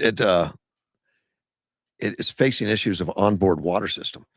I'm gonna laugh at him for that, but we had the Ford, which is the most expensive ship in the world. They had the plumbing problem. Can't get the toilets working. Can't flush them. Same as on the Artemis spacecraft. Can't toilet problems. Yep. For some reason, we can't get that right. But they had an onboard water system, and so it impacted water provisions for the sailors on board. So they took it into dock to get it fixed because I guess they couldn't ship in bottled water. That would be a lot of shipping of. I have no idea. They can take helicopters on those things. They can bring them in. But the Ministry of Defense says HMS Dragon has undertaken a routine logistics stop and a short maintenance period in the Eastern Mediterranean, allowing the ship to take onboard provisions, optimize symptoms, and conduct maintenance. Of course, they've only been out to sea a week or two. We had the Ford go into dock after 256 days because the plumbing stopped. I mean, it actually had a fire in the laundry room. Yeah. I'm sure they took care of the plumbing at the same time, but I think they can do that out at sea too. So the Brits are saying, yeah, we're here with you guys now, but hang on a second, we're gonna fix our ship first. We'll be there. Just hold a spot for us. And of course, the Ford had to go into dock, and it's still active. It's not in dock anymore. It's in there for 5 days, but it could still deploy airplanes. It was still very functional. But the this one, I don't have any idea. But even though that was there, they sent the Bush, H.W. Bush, to replace it right then. It's not here yet. Now the Ford's already out of dock, and it's hitting back to engage its spot where it's supposed to be until the Bush gets here. The Bush still isn't here and do it. But those guys need a break. Yeah. They've been at sea too much, a long time. In fact, they're coming up on records for since Vietnam. Oh, really? Type stuff. Oh, yeah. Records for the amount of days these things go on. And when you read about a ship, and you bring it up and look at the specs on, what they show us, it'll tell you all the normal stuff, how big, how much weighs, what kind of basic armaments it can and does normally carry, airplanes. It'll also tell you how long it's designed to go at sea. They've exceeded it. Yeah. They've exceeded it. Yeah. Yeah. They're going. They probably need a break. Oh, I'm sure they do. But I did read the article on it when they were in port, getting some of the maintenance taken care of and rearmed and everything, and it was overseas. I can't remember exactly where they ported, but it was somewhere in the Mediterranean. They did get leave. So, the guys got to stretch their legs a little bit on ground that wasn't moving. That's of course their sea legs were probably so ingrained in their mind by then they got sick on land. So but I have articles coming in at me from all sorts of different places, but somebody's complaining that the locals knew about ships coming in and things like this and so somebody's leaking and they're not controlling the information. Locals always know when ships and stuff are coming in because they make a huge. They have to gear up. Like, I'm on my way. Make sure you have the supplies ready. Well, the locals find out about it one way or the other, and ships will come into port. There'll be a big sign, "Welcome so and so ship" or something like that. Even if it's supposed to be a secret, it's not going to be a secret. You can't hide some of it. Ship movements like that with these massive ships. People will be on shore, there is see that coming in. There is one secret that should have been hidden that Trump's really mad about. What's and that? that's that down pilot that we hadn't picked him up yet, the Wizzo. Remember What the pilot went down. The pilot was picked up Right. in like the first day, Right. but somebody released the fact that the other guy wasn't the Wizzo, Oh, okay. and Trump is angry about that, and he says, "I'm going to find out who that is. Mhm. We're going to know who dropped that, who leaked that." And that is a bad piece of information. Oh to my gosh! leak I mean, because they put out a big bounty on the guy. yeah, they said, "Oh, this guy's People down. were searching for him $60 everywhere. million. Anybody picks him up, Yeah. bring him in alive." Yeah. They wanted to use him for propaganda. Yeah. Yeah. So And Trump he still justifiably- managed to stay undetected amazing. and move. He went, Buddy, so it's a- far, it's a- miles and miles and miles. it's a wonder he lived just based on the injuries. I Yeah. don't know how bad they were, but it was described that he was bleeding while he was going, bleeding while he was trying to get to a high place. Yeah. Versus I don't like climbing a mountain when I'm in at peak. he had an ankle problem, some leg problem. He was bleeding, Yeah. and he nursed the wounds when he got up there. Plus, they don't think he had much of any water. He had no food. Uh-huh. And he was out there for 2.5 days, almost 3 days. Yeah. And I read an article from a doctor's viewpoint that it's a miracle this guy didn't succumb to injuries. Yeah, and it's fun to think of these pilots as flyboys, whatever, but they're trained to take on some pretty serious situations. In case they're shot down behind enemy lines, you're on your own. Yeah. You got to figure out how to make No. things work. So This Wizzo, and I'm guessing that's his call name. he's a weapons systems officer. Okay. Oh, okay. He's not the pilot. He's the weapons systems officer. There's a pilot and a Wizzo. Right. He got very creative to get detected. Now he had some kind of beacon or something that Right. he would know where he's down or whatever. But then when the aircraft comes in to pick him up, they need to pinpoint exactly where he is. Right. So he got creative on that, and he flagged him down by taking off his underwear and putting it on a stick. Now, which is really cool because that underwear was discovered by the Ukrainians, and they put it up as a prize the that we captured it. Iranians, I'm sorry, Iranians. And they put it up as a prize. It's red, white, and blue. It's got a flag underwear. He was wearing this flag underwear. So they're waving the flag. They're waving the flag. That's how he got noticed, I guess, in order to get attention. Like, I'm over here, guys, by waving his underwear. That's But funny. it happened to be red, white, and blue. That's It had stars and stripes all over it. So very bright underwear. and not likely to be waved by an Iranian. But I'm just wondering, do you wear that underwear on purpose in case you get shot down? So I can make a flag? He's just very patriotic. Well, he went home without underwear. He left it in the scene. That's funny. Yeah, he was commando at that point. But That was funny. that's crazy. And I thought it odd when they went to the where the base was. They set up a base where the planes couldn't take off. Uh-huh. They had to blow them up. And of course they got run over after everything left to see what was there. And they showed the underwear they picked it up, holding it up to their own videos. Like, we got the underwear. I don't think you get a bounty for that. Right. I don't think you do. I thought it was odd. Like, why would the underwear be? Do they carry spare underwear? Apparently not. I don't think they do.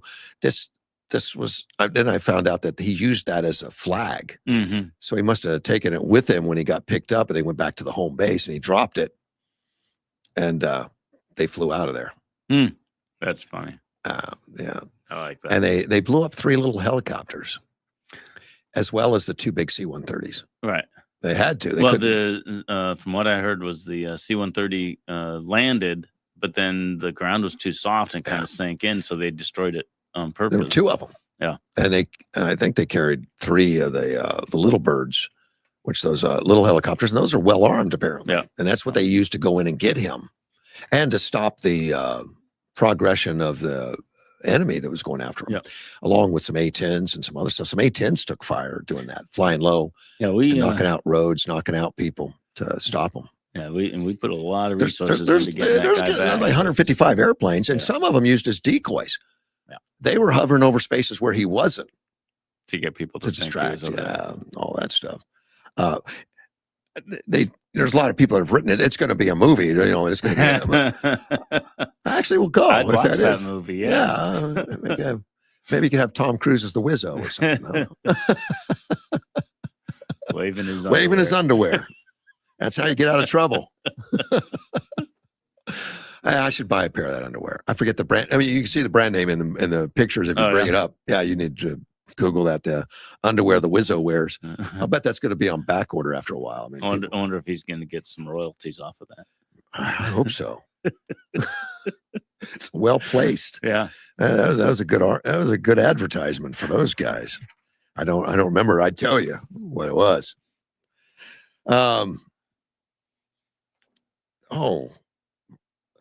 Ruben Gallego. Why are we talking? about man, you look at that sour look like you bit into a lemon. No, I like biting into lemons. I don't like talking about this guy. Yeah. Well, according to my readers, he planted his flag. So I guess we're still talking about the underwear.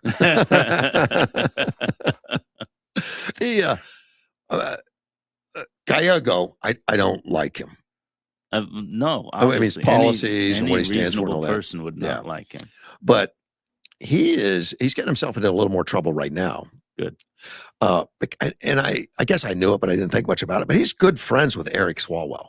I don't know who that is. That's a Democrat running for California governor right now. Okay. That, he's being smeared right now because of he's had people come after him, females, for his bad activity with females. Mm. And he's like, well, what? That's 10 years old. What are you bringing up 10 years old stuff? That's Swalwell. Yeah, 10 years old isn't that old. Oh my gosh, look what they went after. Yeah. Kavanaugh. Yeah, and I Googled after, when I brought up, I thought it was Roberts. You were right. It was Kavanaugh. But, I refreshed my memory on it after we mentioned it a few weeks ago. That's like 36 years ago when I was a teenager. Yeah. And they can't remember the time and the place. It's stupid. Yeah. And they taught it like it was a fact. Always believe the women. Remember, that was at that time. You always have to believe the women. Well, and that's what, I know some women I wouldn't believe. I do. But yeah, 10 years ago is not that long ago. But he's coming to bat for this guy. No, that's ridiculous. The spokesperson for Swalwell comes out and says, these false, outrageous rumors is being spread 27 days before an election begins by flailing opponents who have sadly teamed up with MAGA conspiracy theories because they don't know Eric Swalwell is the front runner in the race. And while two Republicans are being held up higher than him. Okay. Yeah. That's right. Says, yeah, I'm going to be so real with you, Swalwell. This is a response. Swalwell is a rap. I've seen what I needed to see. He's going to sue anybody over talking about this because Discovery would kick his butt. He said something else. Why this man ran for governor is beyond me. Well, Gallego can't set back at this point. This is his buddy, his friend, his compadre. Uh-huh. He said the person started posting for the first time 3 days ago, the one that wrote that. Of course, he's a person, Mr. Frazzled. He's been around a while, but I guess he has a new website. He's a political content creator named Ariel Fudor. Don't know him. Don't know. But anyway, so he tries to try to down. That's just a new guy, just doesn't know what he's talking about. Right. Probably something we don't know, but anyway, did. And he said, when you're in first place, and Gallego writes, when you're in first place, it is when they target you. Eric is a fighter, and he will win the governor's race. So Gallego and Swalwell got pictured a lot and got some heat when they went overseas. They were on the top of a camel without shirts and posing for cameras and stuff. Yeah. And when they were in Qatar, they spent a time down there in some luxury horse hotels and stuff, all on our dime. Uh-huh. And all that stuff. I mean, these guys travel, they do those things, they go overseas. He also served as the national campaign chair for Swalwell when Swalwell ran for president. Failed in 2019. Never even heard of him. Yeah. Well, he's apparently got some bad stuff going on. As he says, as two young dads, we babysit for each other kids, and we share ideas on how to make a child care and healthcare more affordable. That's what Ruben said. Ruben is a dear friend. Swallow wrote it, and I'm honored to have his support in his campaign. Yeah, you can have it. I don't care. Alex Sears, I don't know who he is. He's a political conservative. He says, "Believe all women until it's politically inconvenient." That's response to Saulwell. Right. Well, and you know the whole thing with Cesar Chavez that came up recently. Wow, that hit like fire, didn't it? Yeah. And the Democrats turned on Chavez like that. Like they were waiting for it. Yeah. But this guy, and Chavez is what, 60 years back, the allegations, this guy's 10 years back. But everyone is innocent till proven guilty. Yeah. But they're picking and choosing who they're going to turn on immediately and who they're not going to turn on immediately. And one way or the other. But we're in a state that has two senators I'm just embarrassed about. Yeah. And let alone the governor and the attorney general. It sucks. And the Secretary of State, is it Fuentes? Oh yeah. Yeah. He's not doing anything either. No, not anything of value. We need some changes, and we'll see. Hopefully, we get an honest election and everything's good. You never know. You remember Mike Pence? Yeah. I mean, I used to like him, and he was a conservative and all that, but he really had a falling out with Trump. With Trump, yeah. And all over that J6 thing where he didn't want to. He was going to certify the election. Trump asked him not to, right? And send it back to recheck it. That's not an overthrow. That's just asking for a recheck. Right. And Pence and Pence, along with others, said, no, according to the Constitution, I have to certify it. Well, yeah, it has to be certified. That doesn't mean you just rubber stamp. If you see a problem, you say, no, fix it first. But he didn't see a problem. Maybe not. Well, but that's not what he said. Well, yeah, but what he said was, I have no choice. Says, yeah. But that's not true. You do have a choice. I don't know. It hasn't happened before. There's no precedent to say that. Well, he could have. Trump was asking for it to hold it up so they could send it back to the state and do a recheck on some of that. But and he wanted no part of it, so they had a falling out. And after that, he's been critical of Trump and all that kind of stuff. And then he doesn't like the MAGA movement. Okay. Well, which Trump? I'm telling you, Trump did not start it. Well, he had the hat, but everyone jumped on the. No, I mean, even the slogan, it came from Reagan. Oh, really? Ronald Reagan was "Make America Great Again." Ronald Reagan. I don't remember that. I got some bumpers. I got some campaign stickers still from Reagan. "Make America Great Again." Oh, that's interesting. And Trump, Trump picked it up, moved forward with it. Because he's a great marketing guy. He is. He really does a great job with it. Well, since Pence doesn't like that, he started his own group called Advancing American Freedom. AAF. Yeah. That doesn't flow off the tongue quite as well. No, he didn't think it through. And he needed someone like Trump. We could say, hey, MAGA, not AF. I've already forgotten what it was. AAF, America. Advancing American Freedom. Advancing American Freedom. You got to be, Mike. You got to be more, creative. He's not a marketer. No. No. So he's, but he's doing something positive, and I want to give credit where credit's due. Yeah, let's do that. He's launching a campaign to boost the GOP messaging of the one big beautiful bill. Okay. So, and that's a bill, of course, that.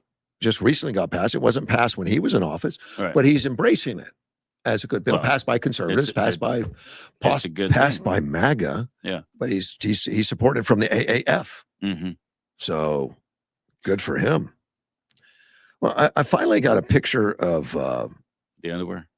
No, Edward's been out of town.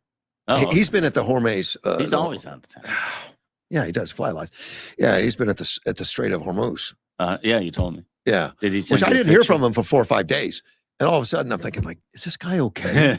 Is he all right? He was taking that picture that you asked for. I asked for that picture. It was last week that I asked for it. It was. I said, yeah, send me that picture. And I never got it. But anyway, I finally heard from him yesterday, and I was getting to worry about him. He's out of touch. They made him leave his computer and phone and everything on the plane. Oh, really? Yeah. Interesting. So he couldn't be it. Look, he just sent me that picture. Oh.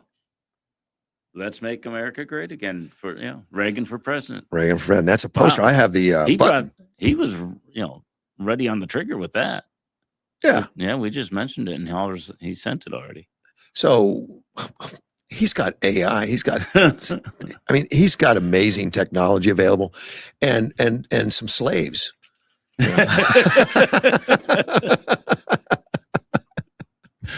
Yeah, and they're honored to be. Oh, yeah. They get paid well. They get paid well.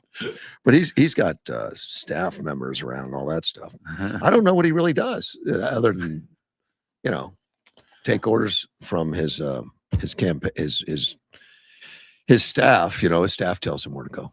I think. Well, he can't keep track of everything. He's got to have other people. Oh, without question. Yeah. Without question. There's no way running a big business no more than Trump could run the country without staffs of people. I'm picturing Pepper Potts with Iron Man. You got to do this and this and this and this and this and okay. Yeah. Yeah, it's always the. He said they're not slaves. Oh, okay. Indentured servants. Yeah. There's a difference. That's about it. Oh, but it's an inch away. That's all. Yeah, it's always the assistants that make things happen. Yeah. Without them, and the world would fall apart. And if you're a good manager, you hire great people. Yep. And then don't tell them they're great. Because they'll ask for a raise. Yeah, you don't want to do that. The Pence is praising Donald Trump. He says President Trump and congressional Republicans deserve all the praise in the world for extending the Trump-Pence tax cuts. He had to Trump-Pence and defunding Planned Parenthood and the one big beautiful bill. I about fell out of my chair. I mean, when was the last time that Pence praised Trump since J6? It just I don't think it's happened. It's the same thing I've said before. I like what he's doing. I don't like the way he does it sometimes. I don't like what he says sometimes, but I like what he's doing. Yeah, it's because you're soft. If you recognize the benefit of what he's doing, you can speak to that. You don't have to necessarily like him. You can speak to the benefits that he's providing. So yeah. So he has to. But Pence standing up and he goes through the whole thing about how much it makes a difference, which I won't go through. But he says I couldn't be prouder of the team of Advanced American Freedom is releasing the one big beautiful binder. So his team did a cut and paste, and he's proud of them. Binder? Well, yeah, he's got to put a binder together. Yeah. Everything's on computers now. Who has a binder? It's not a binder. It's Pence. I'm proud of my big one beautiful binder. Yeah. But I give him kudos for supporting. Yeah. I mean, we don't need conservatives at each other's throats or anything. So good for him. I'll leave it at that. Yeah. But beautiful binder. I wonder if he could send me a binder. That's funny. Maybe it's an electronic binder. I would have more respect for him. Do they have those? We got the folders in the computer with the. Wow. I haven't had a binder. Edward has sent me a picture of DC area where he's jogging right now, I guess, or jogged this morning. Oh, he's back in DC? Yeah, he's back in DC. He says, have a great staff so I can enjoy every morning jogging. Yeah, jog every morning. Ooh, that's nice. Looks like the trees are in full blossom. Look at that. Cool. That looks great. That's a nice day. We should hop over to DC real quick. I've done that before. I can't take the time right now. I wish I could, but I can't take the time to go. I didn't even go to CPAC this year. You didn't? No, and I normally go to that. Yeah. And I broadcast a show, but there was no show to broadcast to. They closed the station. You could still just. I could have done this, but it would have been embarrassing. Like, what's your station? Well, we just do an internet. But that's the way things are going these I days. don't There's all have a kinds station. of people that are just internet now. Yeah. Just internet. That's the place to be these So, days. well, plus I had just gotten the surgery on my heart, nothing major. Right. Yeah. Well, it wasn't really. It was. Everyone's got It was one. an outpatient thing, but it slowed me down. You know, they'd say it'd be 90 days. Yeah. I didn't believe them. Do you believe them now? Well, yeah. I've come to that conclusion that maybe they knew what they were talking about. Because, you know, I emceed the Lincoln Day dinner. Yeah. And after that, I did the bike rally in Welton. Took all my equipment. Oh, no, I didn't take equipment there. I took equipment to the Lincoln Day dinner, and I had to dismantle it and did a lot of work. And, you know, I got all that done, you know, which wasn't light work, but I'm capable. And then I slept for 3 days. I was just going to say, my body told me, dude, you got to slow it down. Yeah. And you know, I'll be doing something at the house, and you know, everything's great, cruising along, getting things done. And then, the next day I'm like, oh, what did I do? But look, for almost 2 years before the surgery, I've been in the gym like normally 4 days a week. But now, because of that surgery, I was out of the gym for 2 months, basically. I mean, I popped in a couple times for some limited, but I just didn't feel up to it. You know, so for 2 months I was out. So I'm back, and I was in the gym Monday, Tuesday, full on. Good.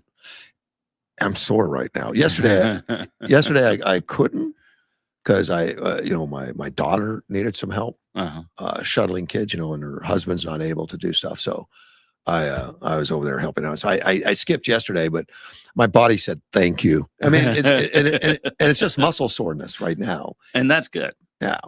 Oh man, I put on a few pounds sitting around, and I really just, my muscles now are waking back up and saying, "Ouch." Ouch. Yeah, you know, I remember years ago I had been. This was years ago. But I had been active, you know, regularly running and things like that. And then you know, for one reason or another, I wasn't doing it for a while. And then something came up, and I started jogging just to get someplace quicker because I needed to be there. And then my body was like, all right, here we go. And I took off, and I was like, well, I don't need to be going this fast. It was in my head. I was like, why am I, you know, pushing myself like this? Your body wants to do what the body does, you know. And so you get used to it, and you know, you take time off, you want to get back into it, but then, you know, you go too far. Yeah, my muscles were complaining. Yeah. They are right now. That's okay. But and if you do it routinely, even if you're pushing it, you don't feel that, you don't get that muscle pain like I have now. You know? You're supposed to get some. Yeah. But I'm getting more than I want, because, you know, you always want to go a little past where you're comfortable. You got to push it. You got to, you know, but not too much. Yeah. You're supposed to push till failure. Yeah. The muscles, and I've read a lot on them now, but when you pick up something light like a coffee cup, you don't use all your muscles. No, you don't. The muscle's a big muscle, but it's filled with, you know, hundreds of strands, thousands, I don't know, lots of strands. So the body, when a strand gets activated, the strand goes 100%. It doesn't go partial. So when I pick up this little light coffee weight, or off.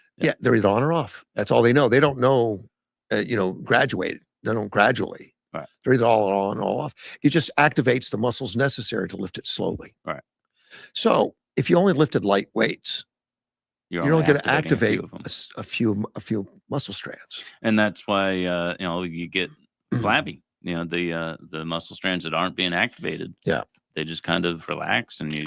So that's why they say to failure, because if you're at failure, your body's throwing everything at it. It's saying, wait a minute, he doesn't have enough yet. He doesn't have enough. You know, throw more at it, throw more muscle. And we're doing all we can, Jim. This is it. I'm giving it all she's got. That's it. But it's the same way with your metabolism. If you're sitting around not doing anything, your body's like, oh, I don't need the energy. I'm just going to store it off on the side here. But if you're actively using it on a regular basis, it's okay, let's turn on all the power plants and let's get all the energy going, and you burn it, but more effectively than if you do it sporadically, because your body's like, oh, I don't know when I'm going to get to use this again, so I'm going to store it in case I need it later. So you need heavy weights, but you can reach failure by multiple reps. Right. It doesn't have to be all at one rep. Right. So you do 10 or 15 reps and you feel like I can't do another one, then you had a good lift. Right. That was it. You've activated all the muscles and worked it.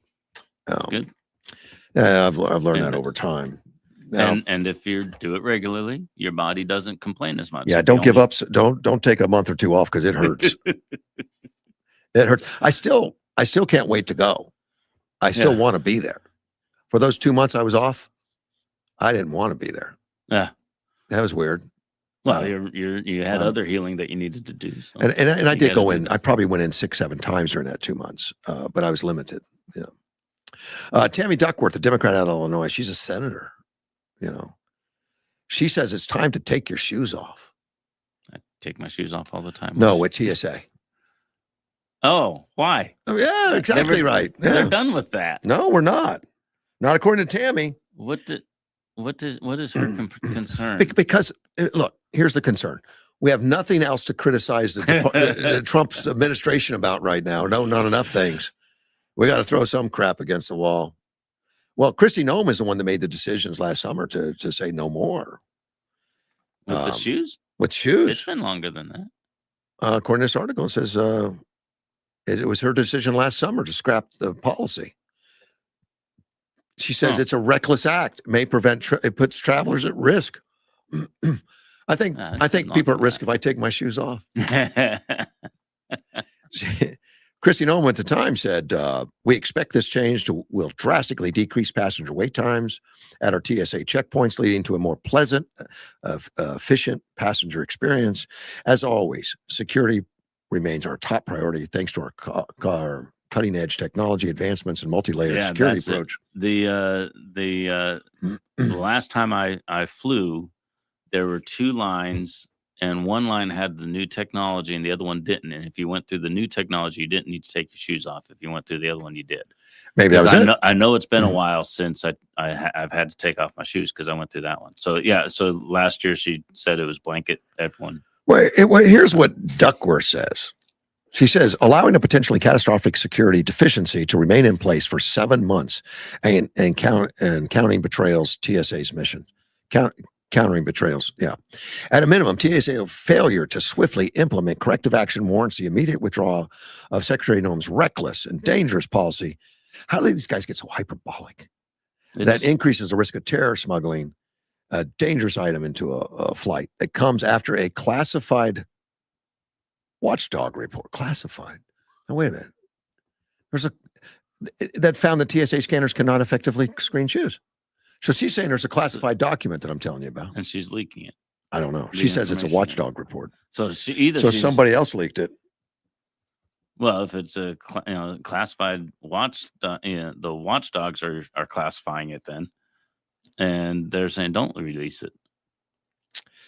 That's what classified means. Duckworth said the Inspector General flagged the issue as urgent to Noem, but no action was taken. And the Inspector General found that Noem's policy shift had inadvertently created a new security vulnerability in the system. Somehow, I don't believe. I don't either. Because like I said, they stopped checking everyone's shoes before Noem came in because that technology was there. I think it's fair to have people look into it. Oh, yeah. But I don't believe Duckworth. I mean, no. She just hates Trump. Yeah. And everything to do. And we have a new DHS secretary, Markwayne Mullin. Do you think she wrote Markwayne Mullin a note saying, hey, could you... This is what I heard. Please check into Could you check into there and clarify that we were okay? Somehow I doubt it. Yeah, I don't think so. I don't think. Noem, according to her, the Noem did it in summer last year. Why didn't she say something then? Oh, she just goes on about Secretary Noem's willingness to gamble the American people's security in an unsuccessful attempt to boast her popularity. I mean, there's always a balance between convenience and security. Always. I think Duckworth's trying to get some attention here. Well, it's coming out of Ohio. Illinois. That's worse than Ohio. That's very bad. Illinois. She has sent a letter to the acting TSA administrator, Okay. but not to the DHS secretary. I don't think it would matter who she sent it to. Well, I think it'd be protocol that it's a DHS secretary that did away with it, not the TSA. Yeah, the TSA can't. Well, I mean, they might be able. Override They it anyway. they can probably check with the boss. All right. Say, hey, boss, I got this letter from Duckworth. But Who's maybe- that? I don't know. Senator, not from Illinois, is it? I don't know. Throw it away. Does she have any qualifications for this? No. Probably not. They need to take it seriously. They need to look at it. Yeah. You know, they need to look at it. But I expect that they have, because the technology's been there. They made the decision. If you go through this line, you don't need to. If you go through that one, they do. They've had the technology for a while. My fact checker Edward has a different level of depletion than I do. He said, and now keep in mind, his dad was a full board colonel in the Marines for a number of years, Okay. and didn't want to be a general. I've heard of that because he works for a living. All right. Oh, I've run into guys with that attitude. I know. I've known plenty of guys that passed up promotion. So he's beyond gung ho, probably. He said, my father used to say, if you're running at 110%, you're only at 50% of what you can achieve. Sounds like a Marine, That's doesn't a Marine, it? yeah. It sounds like that, yeah. Just to straighten you out on what depletion is. There you go. You're nowhere near it. All right. Yeah. But maybe you'd give me a break because I'm older. You think? No. Nice Marine. Yeah. Jimmy Kimmel. I don't like him. I've gotten that sense from you. I did when he did the Man Show, and he wore blackface and that's stuff. Way back. Yeah, you're going way back. You know, women on trampolines, blackface. And when he first started his, the show, what is it, the late night or whatever? Yeah, he wasn't all that political. No, he is now. He's nothing. When but. he went totally political, he started being less funny, but he was hilarious for a while there. Yeah, he's a talent. But that talent is right now, what can I do to destroy Donald Trump? Yeah. That's where his talent goes. Misdirected. Yeah, he had some champions on the, UCLA's national champion women's basketball team came on, which is cool that they do that. But he had to make it political. You know, he congratulated the team on their championship win and asked if President, and he mentioned that President Barack Obama, former president, congratulated him on social media. Uh-huh. I guess didn't call him, but congratulated him. And he asked if President Donald Trump had reached out yet. The answer was no. Okay. He hadn't reached out, which I guess he doesn't do it to everybody. But so Kimmel goes in and says, well, I'm sure you know he's busy. He's in 2 weeks. You'll hear from him. In the event that you do get invited to the White House and you decide to go to the White House, I have something for you. And he put a silver trophy up on his desk, I guess. I didn't watch it. I read about it. He said, what I want you to do is bring this fake trophy we've made to the White House. He's not going to know. But when you bring a trophy, he sometimes takes it and keeps it for himself. So this is for you guys to take to the White House. And then you can say, President Trump, we want you to have this. And he'll be so happy. You'll probably get an endowment. You'll probably get to keep the real one. What team was this? UCLA. Okay. Just ridiculous. And apparently the team did some light clapping, like not knowing what to say or do. Because it's a ridiculous thing to say. Why would you say something like that? Yeah, I don't think it was appropriate. You know, Trump has gotten some awards, and that you're like, what was that about? And I think it was people trying to pander to him. Well, no, somebody gave him the Peace Prize, the Nobel Peace Prize. Yeah, but then some the soccer. They gave him the trophy. Oh, I didn't know that. Yeah, there's been a few of them, but they're just trying to suck up to the president, and that happens. Yeah, people do that, but trying to get somebody else to do it for a gag and do it as a fake trophy and all. I mean, that's just and lie to him. Yeah, right. That's going to happen. He's just trying to throw some crap at Trump or something. And if I was the team, I'd be a little insulted. We're here about to talk about our achievement. We're not here to be your go between. Apparently, all there was are like a few forced fake laughs. Like, yeah, it doesn't sound funny. I mean, what are they going to do? They're not going to get involved now. Right. Yeah. Yeah, we don't want to be a part of that. So people mocked him on X. Said, "What will he do when Trump's out of office? His show's cooked. His show's cooked already. I mean, it's not." Well, pretty much anything on that time slot is cooked these days. Oh, they're changing. You know, Colbert's gone. You know, Mhm. I knew he hadn't done his last show yet, but it's coming up. Yeah.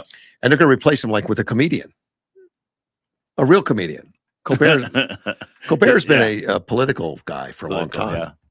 So we'll see what happens to that time frame. Now, if that time frame, I don't remember the comedian's name, but if that time frame all of a sudden kicks off and does something great, Right. Then they'll know it was Colbert. correct, and then they'll know that Kimball's got to go. But look at what Gutfeld does. I mean, Gutfeld's hilariously funny, but he's serious on commentator. I mean, he has some serious news and he covers serious topics and gets some great responses. At the same time, they're kind of joking and laughing about stuff. Right. I like it. I watch him all the time. I mean, I don't watch him live because it's too late for me, and Helen doesn't like it that much. But I generally, when I get up in the morning, I watch the rerun. You know, that way it's not a 1 hour show. It's like 35 minutes. All right. I can see the whole thing. In the morning, as I'm getting breakfast or getting ready for the day, I usually watch Gutfeld and do that. But he's beating all of them combined. Yeah. I've never seen him. Oh. I'll have to look him up. Yeah, well, it's on cable. It's not on the regular news. You know, it's on online too. Online. Yeah, it's online. You can do that. It's online. You can find it. Iran threatens to end the ceasefire. Well, of course they do. I guess I'm getting back to this. We don't really know what's going on, and we don't know which. When you say Iran, who in Iran? Right. You know, which one? But you know, that's how you negotiate. You know, all right, we'll give in for this, and then we're going to take something back, and we're going to give in, and I don't think the ceasefire really was as smooth as it's supposed to be. Anyway, there was a lot of missiles going off. Yeah. I think today is the first day, but well, like you said before, it's first step. It's a good step. We got to keep. But the foreign minister yesterday said the Iran-U.S. ceasefire terms are clear and explicit. The U.S. must choose ceasefire or continue war via Israel. It cannot have both. The world sees the massacres in Lebanon, which Israel is still attacking Lebanon. The ball is in the U.S. court, and the world is watching whether it will act on its comments. And the Iran's parliament speaker, Mohammed Bagher, whatever last name, citing Israeli attacks. Now, Lebanon attacks. Israel's been attacking Lebanon. And the vice president and others have all come out and said, well, we never made a deal that we wouldn't attack Lebanon. It was Iran. It wasn't ever Lebanon. And there's a disagreement on that. And Israel said, yeah, we'll agree with it as long as we can keep fighting Hezbollah over here. So that was known up front. So yeah, well, my fact checker says West Texas crude is now back above 102. Of course, the threat of Hormuz, even if it's not coming from Texas. I mean, Texas is right. Well, it's all on the global market. It's global market. Yeah. But I saw the yesterday the crude oil dropped down to 95. Right. You know, which is a huge drop. So, you know, going back up to 102 is not. Yeah, but when it was around 60, it's still I wonder terrible. how long it's going to take to for the pump price to reflect that. Because it went up pretty quick. It better come down pretty quick. There's a Israeli security expert, Edie Koher, that talks about it. He says Hezbollah will never disarm itself. From its perspective, it protects 2 million Shiites. The only way to defeat Hezbollah is to first define it as a terrorist organization, not to allow its political wing to exist, and also order the Lebanese army to gather in the areas under its control, area by area. Dismantling Hezbollah must be carried out in stages. The Lebanese government must first take possession of the heavy weapons, not to allow it to concentrate, except in a few of the suburbs that is a Hezbollah and Shiite stronghold. Leave it in one place and control all the roads leading to it. Little by little, it can be dismantled. Israel cannot and should not disarm Hezbollah. it can only assist with bombing from above. That makes sense. Yeah, It has to be and the and I locals. and I think Lebanon is starting to take some steps into that way. That's good. But whether or not they have the courage to do it and all that, they've already ordered the ambassador out. The Iran's regime defied Lebanon's expulsion order for the ambassador because they said, we're done with you, we want you gone, and the ambassador's still there every day. Oh, really? Said, I'm still the ambassador. Yeah, he's not leaving. Huh. So I don't know how hard it is to get the bouncer to bounce him or something. Well, don't we have a bouncer? I'm sure they're looking at big Iran, and they're like, well, we can't take any active steps against them, but now that Iran's being put in its place, maybe they can. It'd be interesting. But some of the ships have gone through the strait of the strait, but not very many recently, and obviously with it in flux like this, and both sides are still.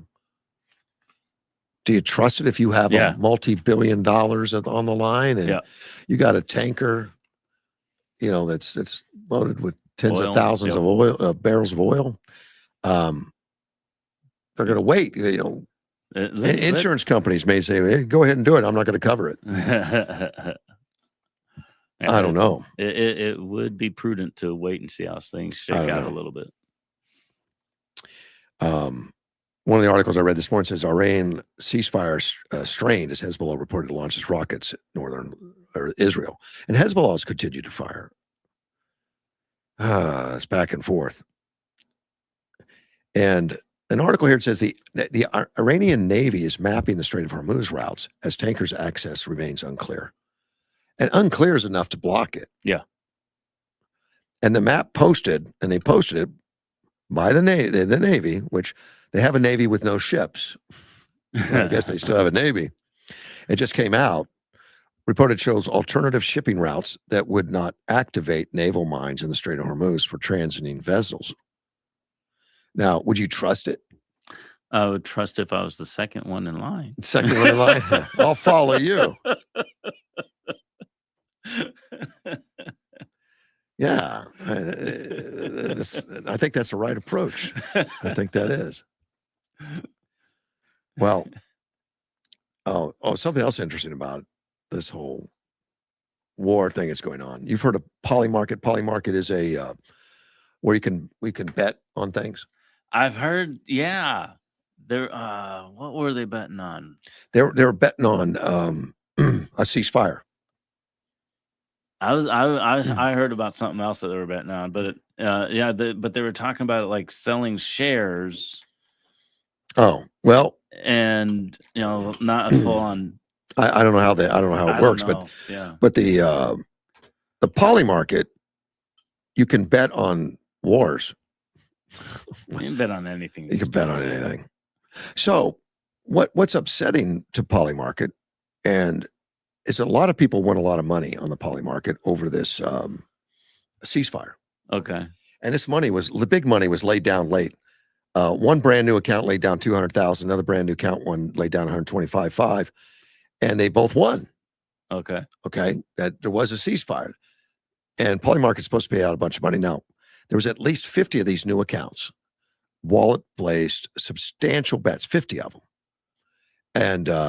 and it was right before Trump announced a 2-week ceasefire. So they calling inside information. That's what their question is what 50 new accounts all of a sudden, and they're all betting on the same thing, and they won. I wonder if Edward was involved in this. Well, it just sounds to me they don't understand how to be a bookie. You got to give odds that guarantee you're always going to get a cut. Well, Polymarket is not paid yet. They're investigating if there was inside information, which would make the bet null and void. Well, yeah, but they're supposed to run it so that when you make a bet, it alters the odds so that you still come. The bookie still comes out ahead. Well, the winnings are covered by all. The losses, I understand what you're saying mathematically, but I guess if a bunch comes in at the last minute, you didn't have time to change the odd. They buy the odd that's on the board. I guess. He says, read more he's I guess involved, and he says under regulated prediction markets have exposed America to needless public safety and national security risks by allowing traders to invest in outcomes related to sensitive matters like terrorism, assassination, war, or elections. I agree with Representative Moore, not Reed, Representative Moore. He complains about the whole thing. Like we shouldn't even allow them to bet on the outcome of an assassination. Like I don't know if you can put money on an assassination. Oh, I'm sure you can. That's just gross. Yeah. But yeah, the prediction market, that's what I was reading about. And they were saying that it's, they were talking about, I think it was Trump popularity or something, because, people were buying shares and they were talking about selling shares on this side of the issue and that side of the issue. And it was not really, they were talking about it like it was the stock market, but they weren't real stocks. Well, maybe they have to make it legal. I don't know. I don't know. Maybe they can't say I bet money. They say I bought shares. I don't know. Right. I'm guessing. I have no idea. Article here that says the stock market soared after Trump, announced a ceasefire. Yeah, I did see that. But I wonder if it's still soaring. Let me check real quick.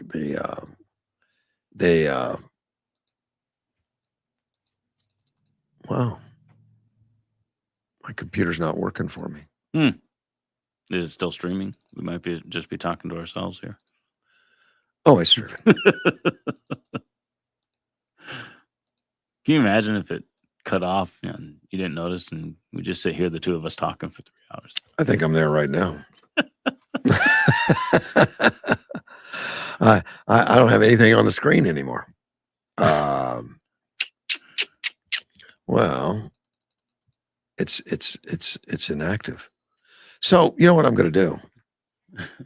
I'm gonna take a break and see if I can take a look at that real quick.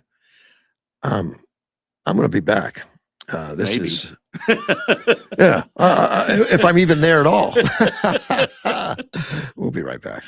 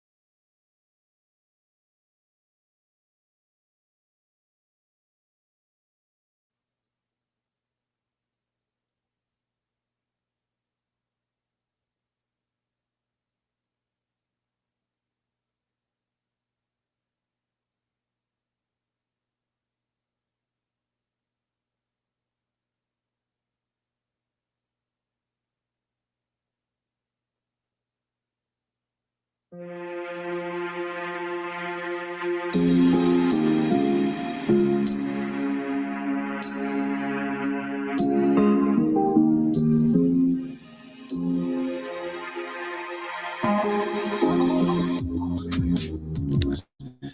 right, Russ Clark and Chris, we're back. That was weird. The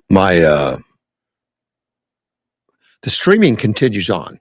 It was still going. Even though I shut my computer down, Okay. the streaming was continuing because the StreamYard has to be turned off. Okay. And because my computer stopped responding, I couldn't even turn it off. All I could do was We didn't reboot the computer and kept my fingers crossed. we didn't say anything on the hot mic. Mics were that we off. should be questioned. Okay. Mics were off. And you wouldn't have anyway. No, I wouldn't. You wouldn't do that anyway. You see, you pulled up a Yeah.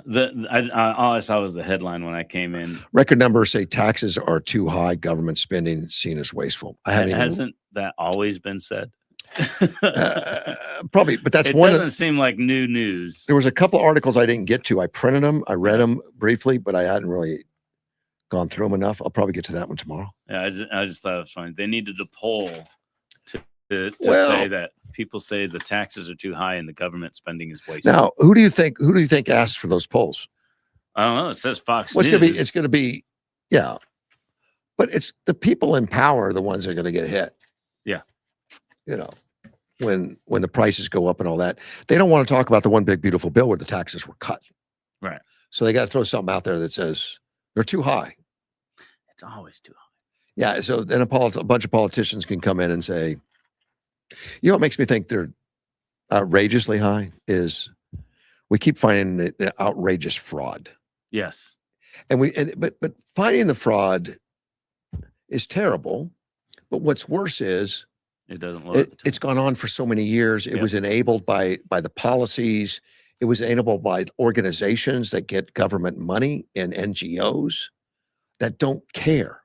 Well, and you know, it's just the nature of things. You know, no matter how good a intention you have when you start something, it's going to get corrupted. It has to be Well, monitored. You but- have to have people Right, checking right. into it on a Right, regular and- basis. But it obviously has not been Yeah. monitored at all. Yeah. And I'm using Minnesota as an example. Yeah. When I found out that those Leering centers were supposed to be inspected every 6 months. And they weren't. Well, but they said they did. Right. In fact, one of the politicians early on says, well, that's not possible. We inspect those things every 6 months to make sure there's kids there and everything. Hmm. Some of those Leering centers have been open for 7 years, 8 years, and continue to get millions of dollars, millions. Right. And they never had any kids, according to their neighbors and people around them. They've never seen a kid in there. Right. So nobody's checking, nobody's doing it. And that's part of the state responsibility for the Yeah. feds to pay the money is they do the work on the ground and verify that everything's legit. And that kind of thing grows exponentially when one person figures out, hey, nobody's watching me. I can get away with stuff. And then they tell somebody else, and like, oh, well, I can do the same thing. And then and it just grows and grows Yeah. and grows. And then I told 2 friends, and then she told 2 friends, and that whole commercial years ago. You gotta watch it. You'll get. Yeah. There's always going to be 1 or 2 that find a way to sneak through the system. But when they can start spreading the information and it gets duplicated again and again and again, that's not on them. That's on the ones that are supposed to be watching it and they're not. Right. And so, yeah, I'm all for bringing it to light and showing, saying, hey, you messed up here. You guys need to do something to fix it.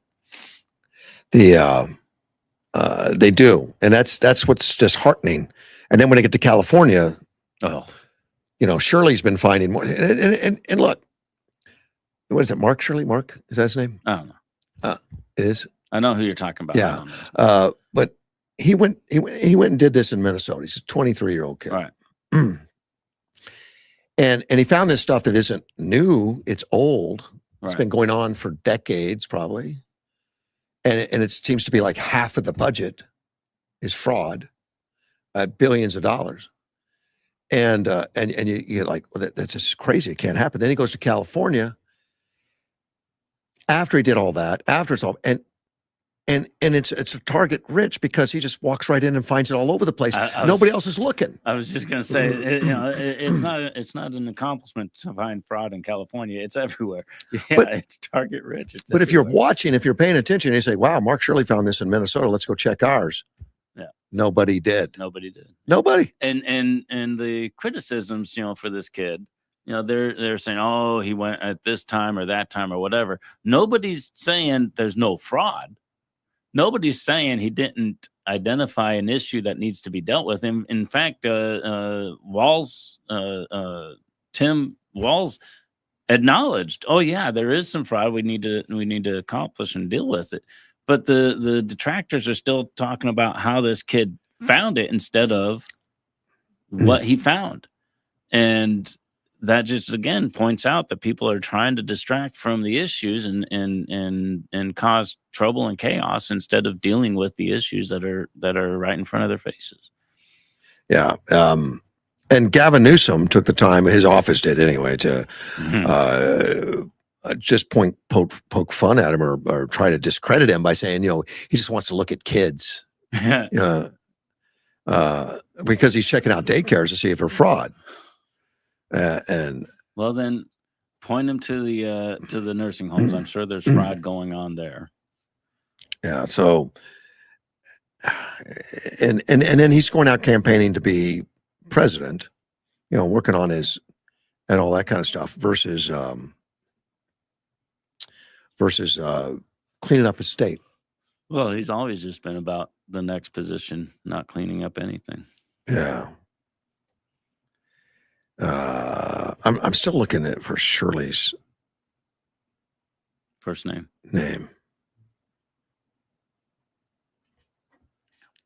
I don't know if it is Mark. Sounds good. It flows well. Does it? Well, the artificial intelligence didn't give him credit. Just talks about all the fraud, but it doesn't say that it was found out by Shirley. I just hate to get it wrong. Maybe it's not letting me find him. Oh well, I'll look at it.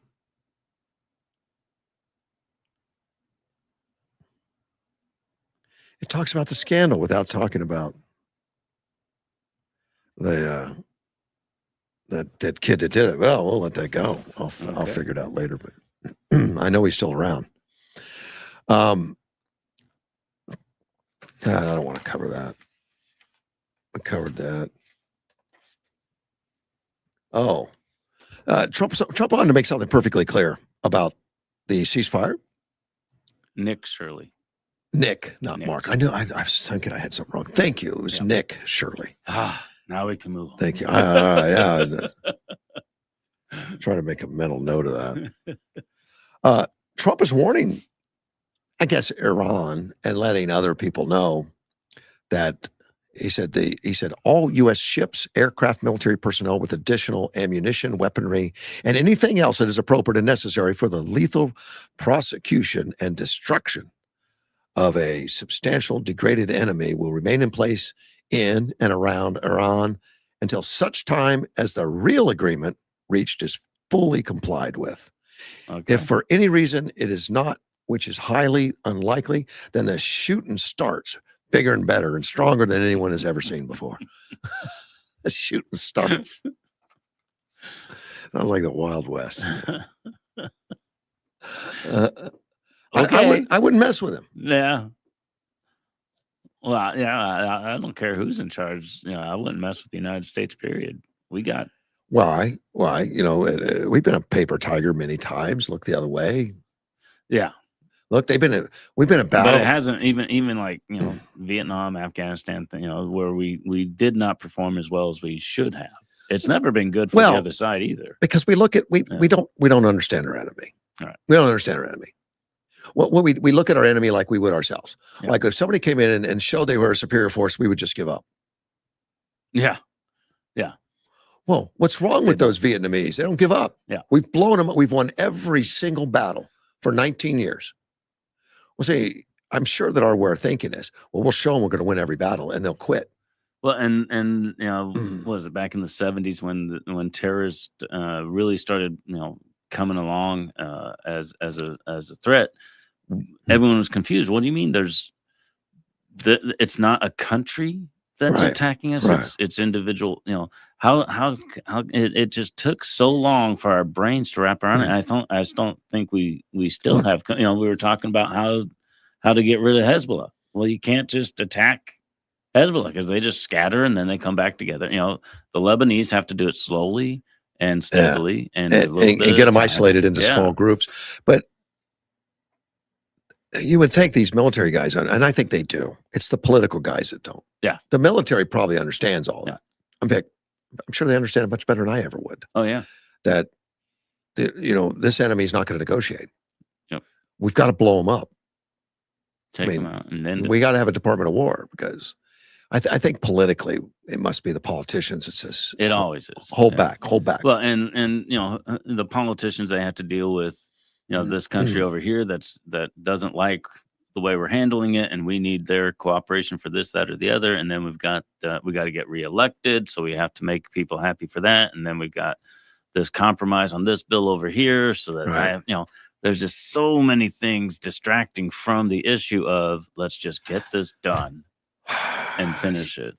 That's the way I see it. But Trump is, I think, very good at communicating. Because he's like, I don't care. We're not leaving. We're going away. We're rearming. We're redoing. I mean, Hegseth has done the same thing. They've come forward to make it very clear. This isn't us, because Iran for 47 years has been very good about agree. And then when you say, okay, good for that, we'll move on.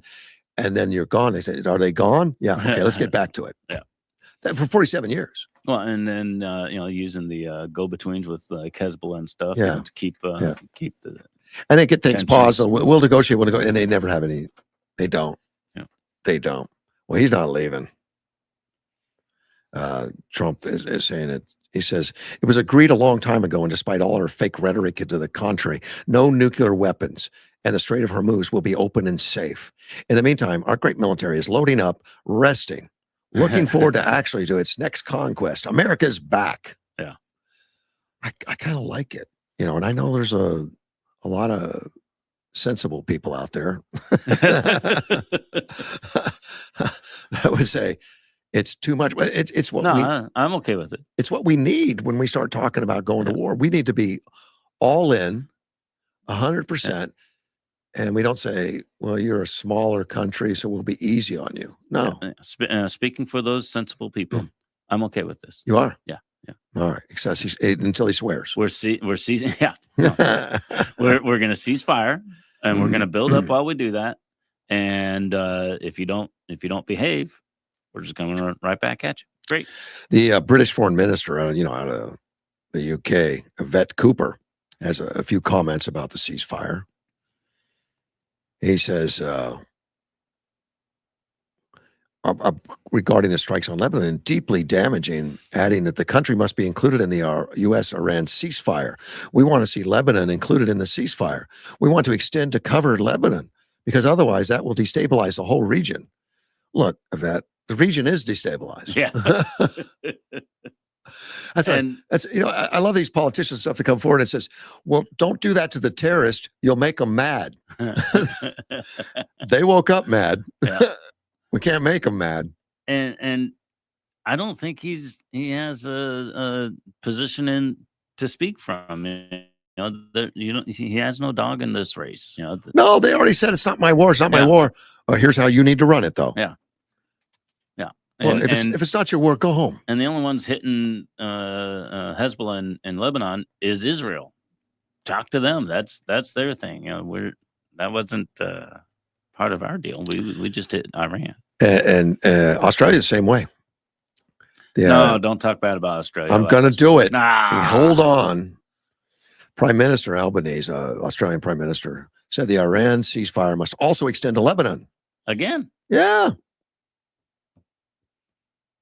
But we know it doesn't actually, because the Iranians agreed to the ceasefire knowing that Israel was going to continue. They claim they didn't, but who knows? It went through intermediaries too. Yeah. It went through Pakistan. They agreed to it knowing full well that Israel was going to, said, oh, we're not stopping with Hezbollah. So it doesn't matter. If the Iranians agreed to it, then it doesn't need to It's include it's Lebanon. fragile, and I don't see the Lebanon thing coming up No, in their favor.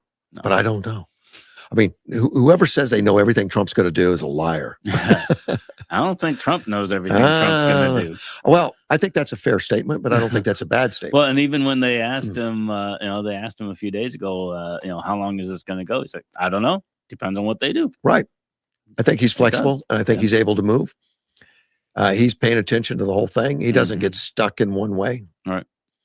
And that's part of the politics that interferes with things when you say, well, this is what we're going to do, and then things change and you stick to that idea. Right. No, you got to adapt. I don't like that either. Yeah. So he says, of course, it's a fragile peace, but we want to lead to an agreement. Mm-hmm. Now, these are the guys that refuse to help, refuse to get engaged, are now telling us how to do it. All right. No. Yeah. It makes me want to go into Lebanon myself.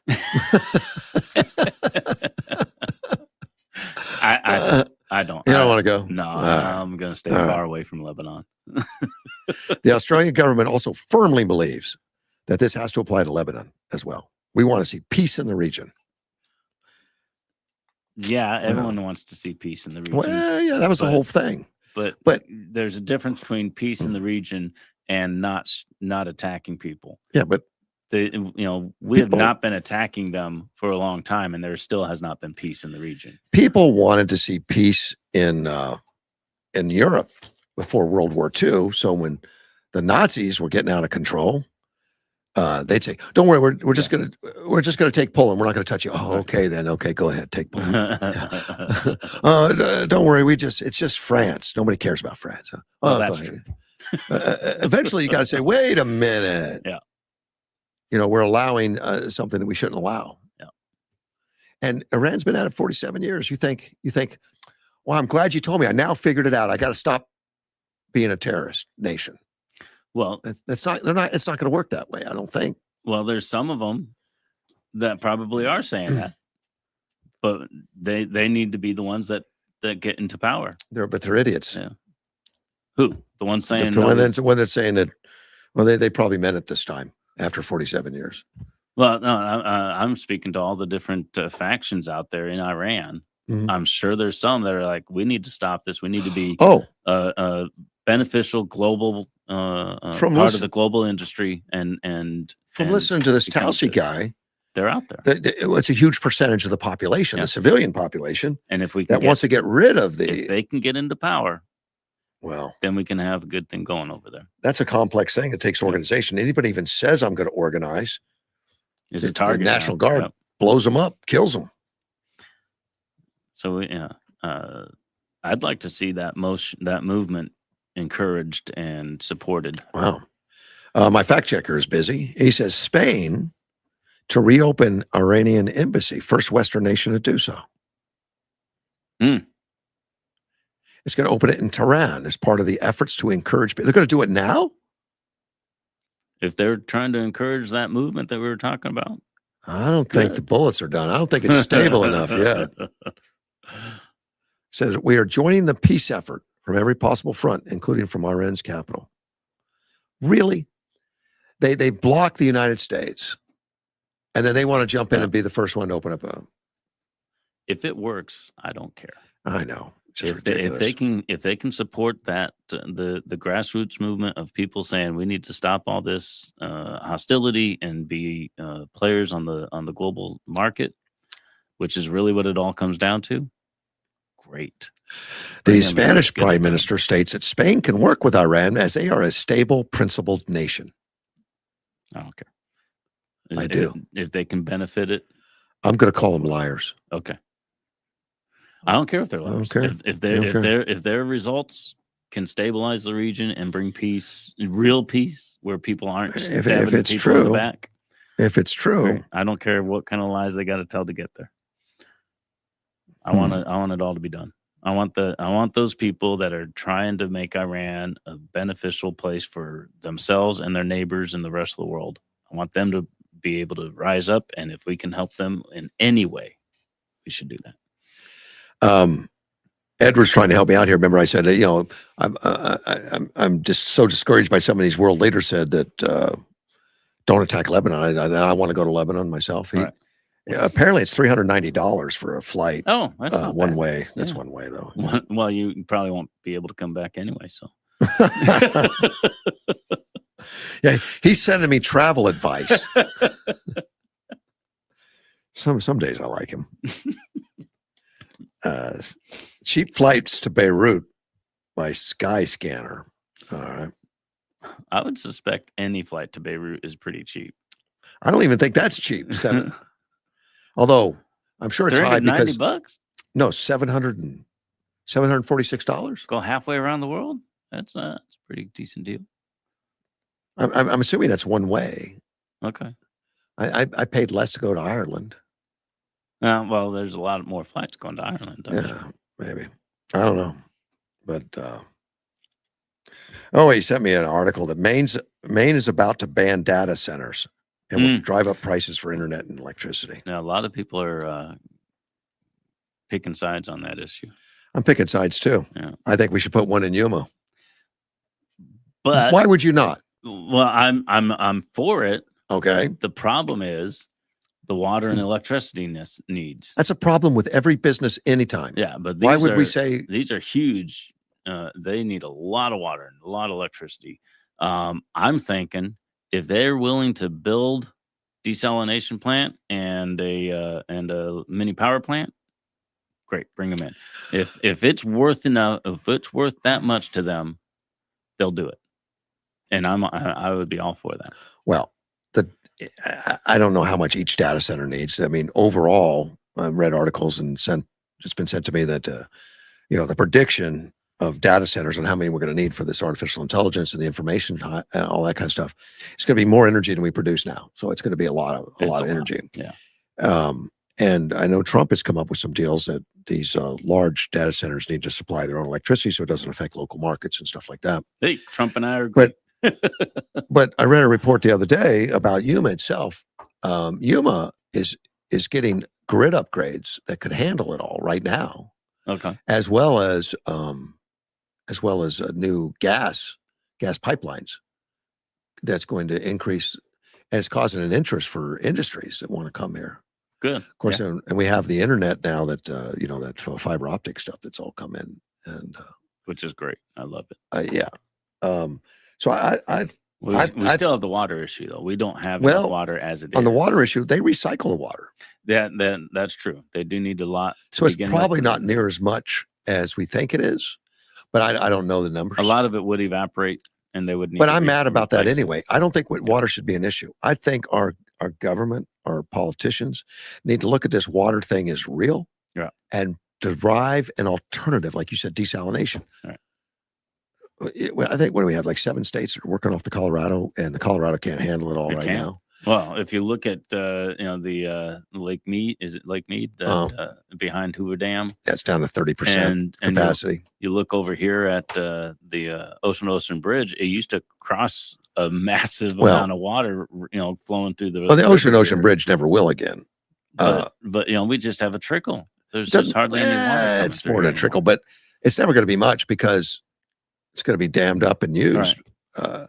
But there's always going to be something. They're not allowed to take it all. And when we start getting in a drought, they're going to make everybody reduce to keep that Colorado River going. You can only reduce so much. So. And we have to send a certain amount to. And that lake empties out. It's getting lower. It was the last time I went through there a few years ago. You could see the pathways that they had dug into to bypass. Right. It leaves a white zone of where it's gone down. It's gone down quite a bit. Yeah. But it's been down to this level, right? I can't remember when, but we've had it down to 33% before, and it's coming up a little bit and then come back down. I mean, we're still in a drought. There's no question, but the big thing is that we work on new water resources. That's what we need. Yeah. And how many people do that? Right. None. Well, I mean, we have some people talking about, we have some legislators that want to do it, but it's not passed anywhere. And that's the good thing about this whole AI data center conversation is if we don't have enough water as it is, and you want to build that, we're going to need much more water opportunities. And that's going to start the discussion. Because it's something we need to do independently of AI, though. We need to do it now. Yeah. I mean, for the government to come in. But this will start our conversation. It needs to be a big, well, it's already started. For me, it started 20 years ago. But there's no money involved until these AI groups get in. There's always been money involved. We've got agriculture. We've got building. They've been shutting down building in expansion in Phoenix because you can't guarantee water. And that's And it's still not building. Yep. And we're still fighting over every drop that's in the Colorado River versus, hey, let's go get some new drops. Yep. Let's go get some new water. Let's get a flood. Let's do what let's figure out what Israel does. Israel uses more water than they could ever possibly get through natural rainfall. Where are they getting it from? Desalination. Oh, okay. In fact, they get so much of it now, they sell it to other nations. That's a good place to be in. Yeah, and we can get there. We don't need it all. We're going to sell it. Yep. And the desalination, I forget the expense, but well, it used to be just cost prohibitive.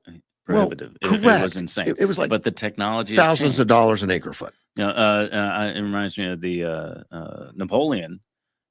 He didn't have silverware on his table. He didn't have gold forks on his table. He had aluminum forks on his table because it was so expensive to process aluminum. That was a status symbol if you had aluminum forks and knives and tableware. But now we use aluminum for soda cans and we throw them away. Technology changes, and it should change the possibilities for us. It used to be, we couldn't desalinate. It wasn't going to be worth it. It's worth it now. We have the technology that has brought the cost down. We have the need that has opened up the possibilities that where we can put it. We're in the desert, but we can still have a desalination plant all the way out here in the desert. Well, I checked real quick. I said, how much does Israel pay per acre foot?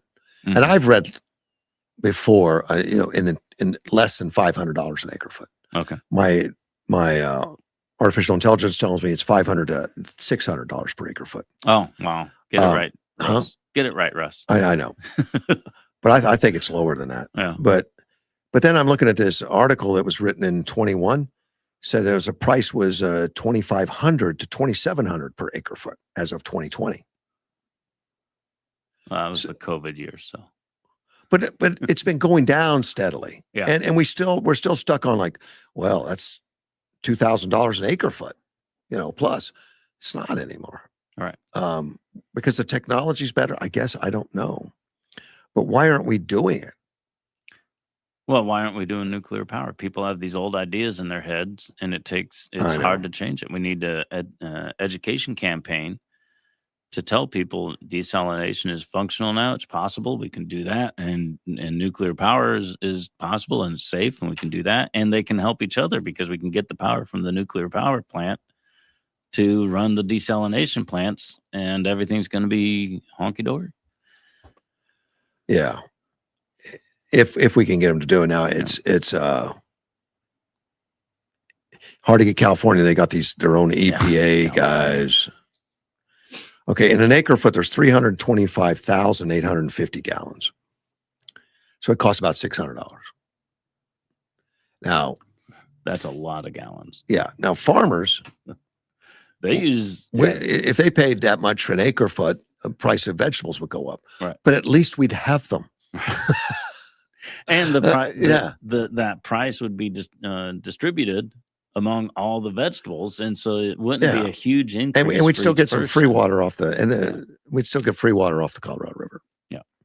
Well, and we'd have the groundwater, and when you use the water, the desalinated water, it eventually goes into the soil and builds up in the groundwater. Yeah. So in the future, we would actually have less of a need for the desalinated water because our groundwater would be. But we don't work into these. I mean, and I've talked about this before, and I've asked people, like, why don't we do it? And even within the last year or two, they said, well, it's like $2,000-3,000 an acre foot. And I said, no, it's not. All right. Just check and see what it cost Israel. And that's the thing. It's being done.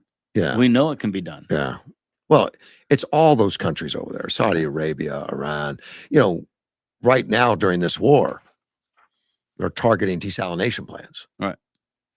Which will shut them down. I mean, they need water to operate. There's a reason big cities are near rivers, because we had to have water. We always need water. That's right. And even the idea of going to Mars. Is there water? But to get one in California is tough. Yeah. Well, get because anything in California. well, is tough. because their own EPA, and it's been years since I've read it, but the regulations on desalination, they don't want you to put the excess right back in. In other words, you pull out all the salt minerals, and then you just pump it right back into the ocean. We can't. No, that's contamination then. All right. Well, I just took it out of the ocean an hour ago. They don't care. Yeah. They don't care. Well, they'll bring it over here and dump it in the desert. Yeah. Well, we're going to dump it down there where the flies are. That will balance it out. That whole deal. I mean, are you familiar with all that? Yeah, I've been here. Well, lately I've been familiar. It's been going on for a long time when they're Yeah, just 10 dumping raw years. sewage out there. I guess it's raw. I don't know. Maybe they treat it or something. But Well, yeah, sewage one way or the other. Yeah, my understanding is that it's the leftover sludge and solids after they treat the. Okay, so it's been treated. Yeah. What I know is that since they've been doing it, the flies love it, Well, yeah. It's and it's caused fly infestations down there like nuts.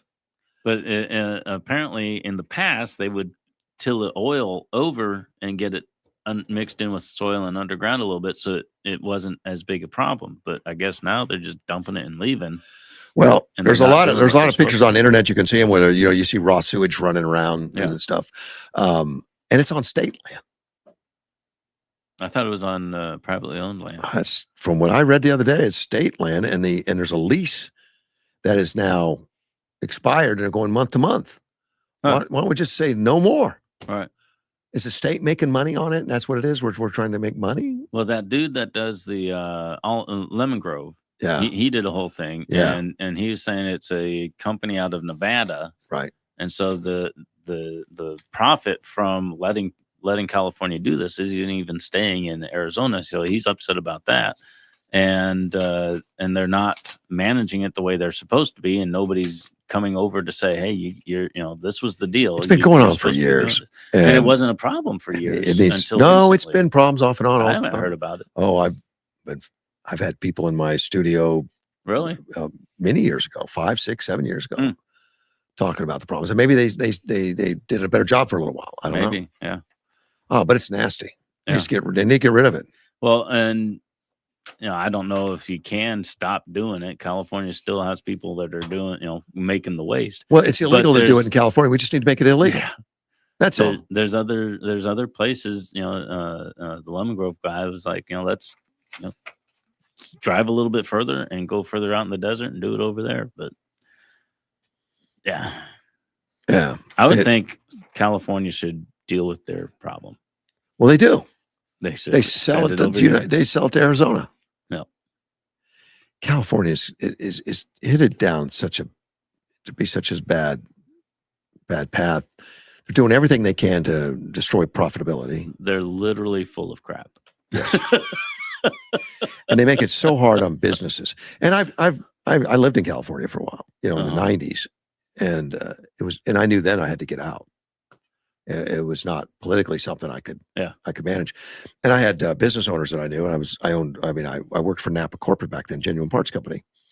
There were owners out there at that time that bought property to build a new Napa store building up.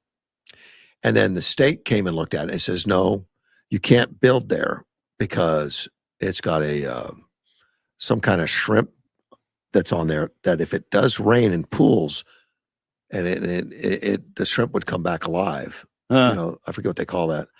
And so you can't build because we got to protect those shrimp. Seriously.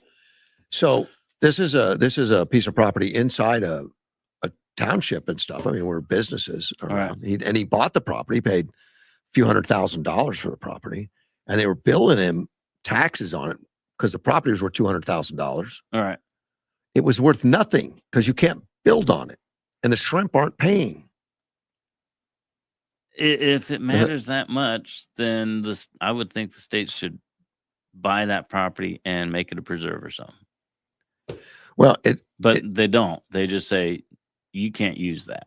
Yeah, you can't build on it. You can use it. You can go out here and have a picnic. Well, and then they went back to him and they said, "Well, you got it valued at this much money. Well, that's what it's worth because that's what they're selling. But they're selling it because they can build. Yeah. Yeah. Well, then apply for a permit. Yeah, my siblings all settled in Southern California, and I've been telling them since I got here in the 90s, Yeah. "No, come to Arizona. It's so much better." But my one of my sisters tried to get out of California. They moved to Oklahoma. They bought a place in Oklahoma. They were loving it. They were having a great time, but they couldn't sell their house in California, and they couldn't afford the 2 mortgages, so they had to sell their house in Oklahoma and move back. Really? Because I they couldn't thought get the out. housing market was still up in California. I thought it's still selling. This was a few years ago, but they could not get out of California. It just, just when you think you're out, they pull you back in, that whole thing. I think Newsom did that. Newsom did it. She is not a fan of Newsom, I can tell you that.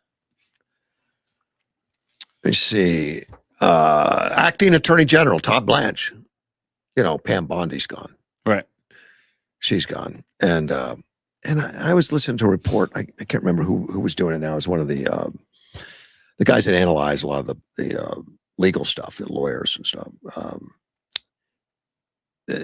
They liked Tom. They liked Pam Bondi. They said Pam Bondi was doing what she could. Right. There's still a big deep state bureaucracy that can block it and frustrate you and all that stuff, and you move slow. He says, really, to get it done, you need an attorney general and an assistant attorney general working together and all that. And he said that Todd Blanche was working against her. Oh, really? And now Todd Blanche is up there. Now, again, I don't know if I believe that or not, but it's worth looking at. But but Todd Blanche has been Trump's lawyer in the past and helped Trump get out of trouble. I mean, he represented Trump in three of the 4 criminal cases he faced. So, I mean, Trump has a lot of faith and trust in Blanche, and Blanche talks like he's 100% behind Trump. And I think Trump would smell him out if he wasn't. So I don't know how accurate this other guy was. Yeah, certainly. But they didn't throw any negatives at his ability or Bondi's, but just that they weren't a team that was going to get it done, and it needs a team of them. Interesting. They can get it done. And I have no knowledge of how all that works. I'm just passing that on. But Blanche on Tuesday said, and I don't. Just one other thing, I don't blame Trump for getting rid of Bondi. I liked Bondi too, but she made a few faux pas, as we all do. Yeah. Higgs has made a few. Everyone, and they all have, and we're going to do it. But they're devoted, they're dedicated, they got a lot of stuff done. And Trump doesn't trash Bondi. In fact, he praises her. Right. But now Bondi's going to be making many more times the money. Working for the government in these capacities is thankless, and it's long hours, and it's not the money you can make in the private sector. Right. Anybody with that kind of talent is going to make more money in the private sector. Noam is going to private sector, right? No, I think she's taking another job within the public sector. Because one of them was going to be was moving on to a private job, and the other one was somewhere else in the government. And the Noam thing, so many weird things have come out about her husband. I don't have all that, but like, really? That was weird. There's been a few of them. I just like, wow. All right. Yeah. Tom Blanche said on Tuesday, President Donald Trump has a right and a duty to influence federal investigations, including those regarding the president's political enemies who probed him in the past. Now, Tom knows that full hand because his political enemies went after Trump. They made up laws to go after him. They stretched laws. They lied. And of course, those are all getting exposed now. Well, this guy. But now Trump is having the DOJ investigate some of the problems the Democrats have been having that are legitimate, and the Democrats are yelling that, oh, this is just political. I think they're crooks, probably. But it says we have thousands of ongoing investigations and prosecutions going on in this country right now. Right. It is true that some of them involve men, women, and entities that the president in the past has had an issue with and believes should be investigated. That is his right, and indeed it is his duty to do that, meaning to lead this country. And so I do not view this as pressure. Okay. There was a feeling that Bondi failed to secure successful indictments against some of Trump's political rivals, and that's what made him mad. And there was some it's been a while since that effort failed. Yeah. So Well, you would think if that was the issue, I don't know what the talks were together. They're the ones that Yeah. she never even hit the news. I have no idea. could be. I have no idea. But Todd's like, that's just wrong. But we are getting a lot of politicians and others to come forward and says he's just going after political enemies. It's unconscionable. Who are you talking about? Like Trump, the guy that got the most political enemies going after everybody in the world. He's been investigated more than any man walking the earth. Yeah. Because they hate him and more lies about Trump. From even the Hunter laptop, which wasn't a lie about Trump, it was a lie to keep Trump from remaining in power. Right. That was a bit of a debacle. But you talk about weaponizing DOJ. That's not Trump that's weaponized it. Well, that's not even Bondi. No. And the DOJ under Biden was tied up going after PTA parents. Right. And J6 people that walked into the Capitol that didn't do anything, negative or violent.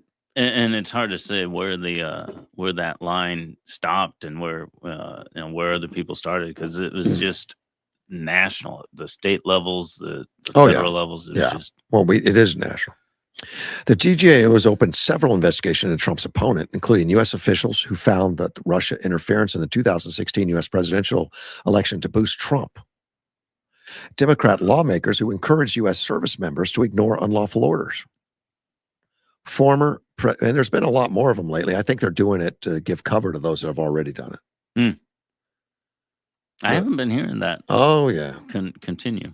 Yeah, it just did when Trump says he was going to bomb the power plants and all that stuff. Oh, Kelly was back out saying it again. Oh, really? Oh gosh, yes, and he had friends joining him. Huh. Well, I'm glad to know that he wasn't getting the media attention enough for me to hear. For you to see it anyway. Yeah. He says he said Blunt shut down the idea that Trump administration is weaponizing the DOJ. You had a president who, along with his department, had assistants. So his department helped two other local DAs go after the president, which is illegal. And that's Biden. Right. Did that.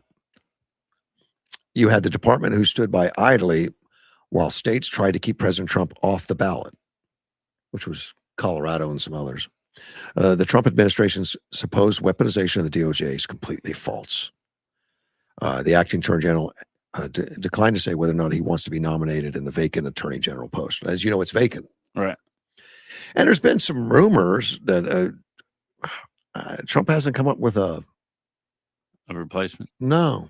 Someone think it's Lee Zeldin, but he's with the EPA right now. Does a great job. We need him. Yeah, and with the midterms coming up,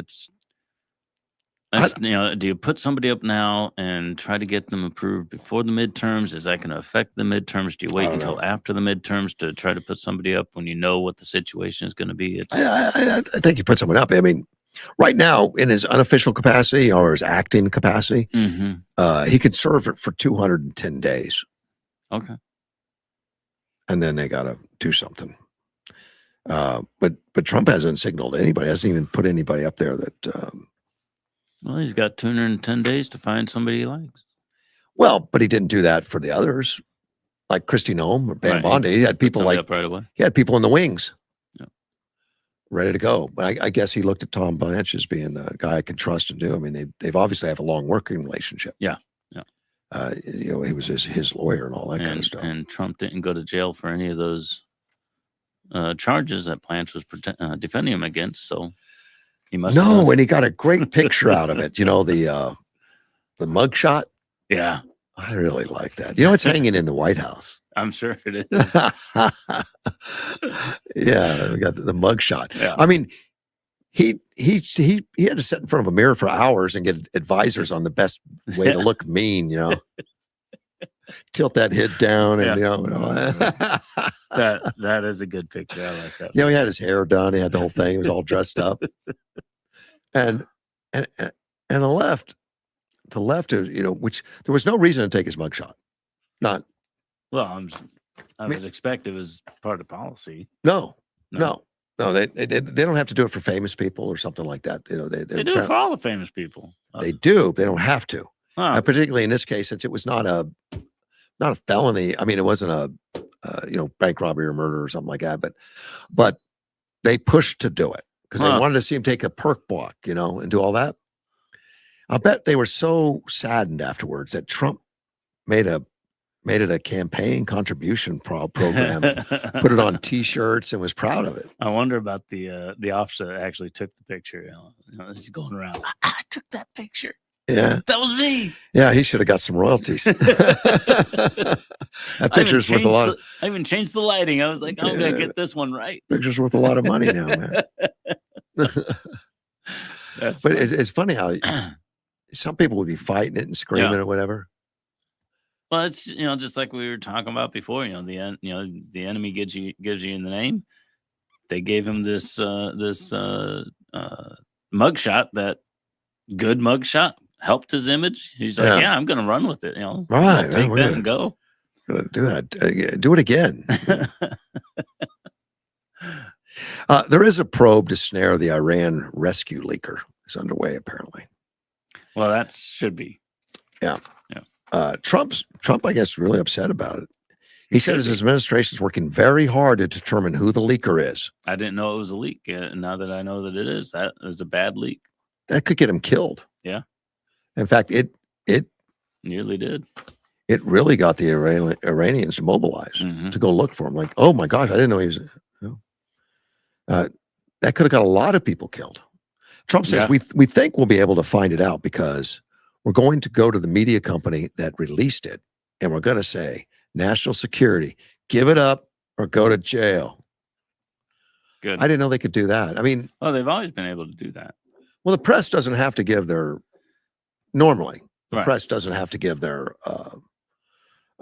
source material. I guess my understanding is they can be held in contempt, but people don't do that because then it just, then the judge is the bad guy. Well, that kind of thing. Trump says when they did that, all of a sudden the entire country of Iran knew that there was a plot, that there was somewhere a pilot. It's not a pilot. It's a Wizzo. that was somewhere on their land and was fighting for his life. It also made it much more difficult for the pilots and the other people going to search for him.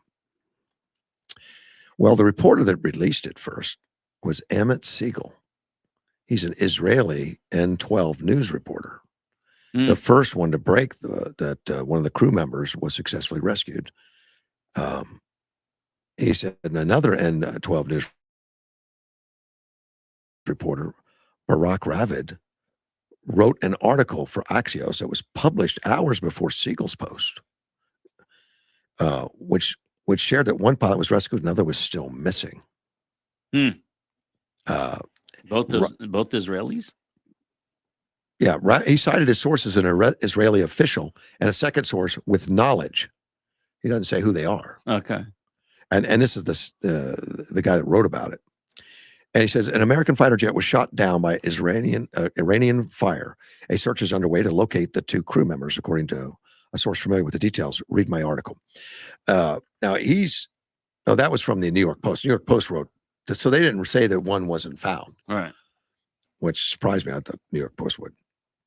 And the New York Post reported, Ravid wrote that, reported after Ravid posted his story on X, Siegel posted in his Telegram, search operation in Iran for two American crew members.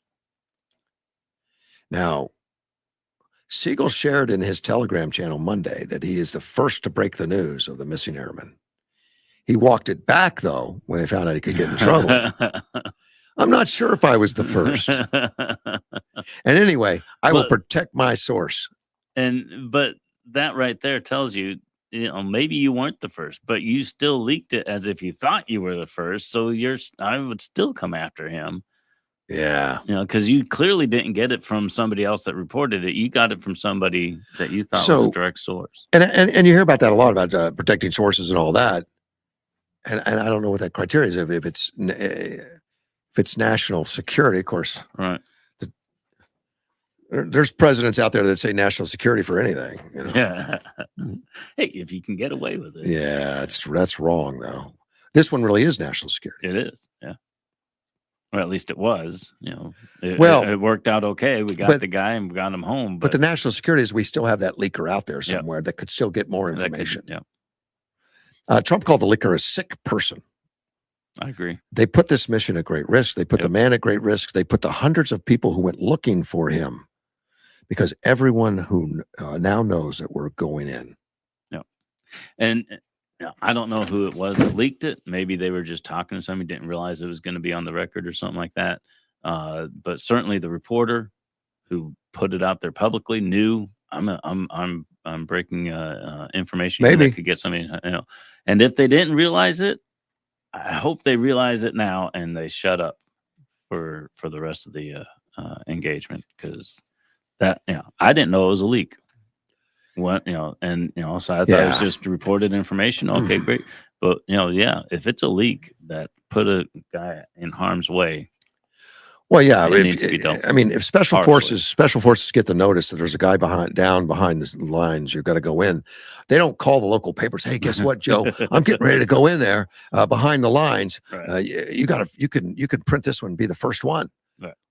Get himself shot. Yeah. They're not going. Those guys are going to be tight-lipped about it. Of course, they know.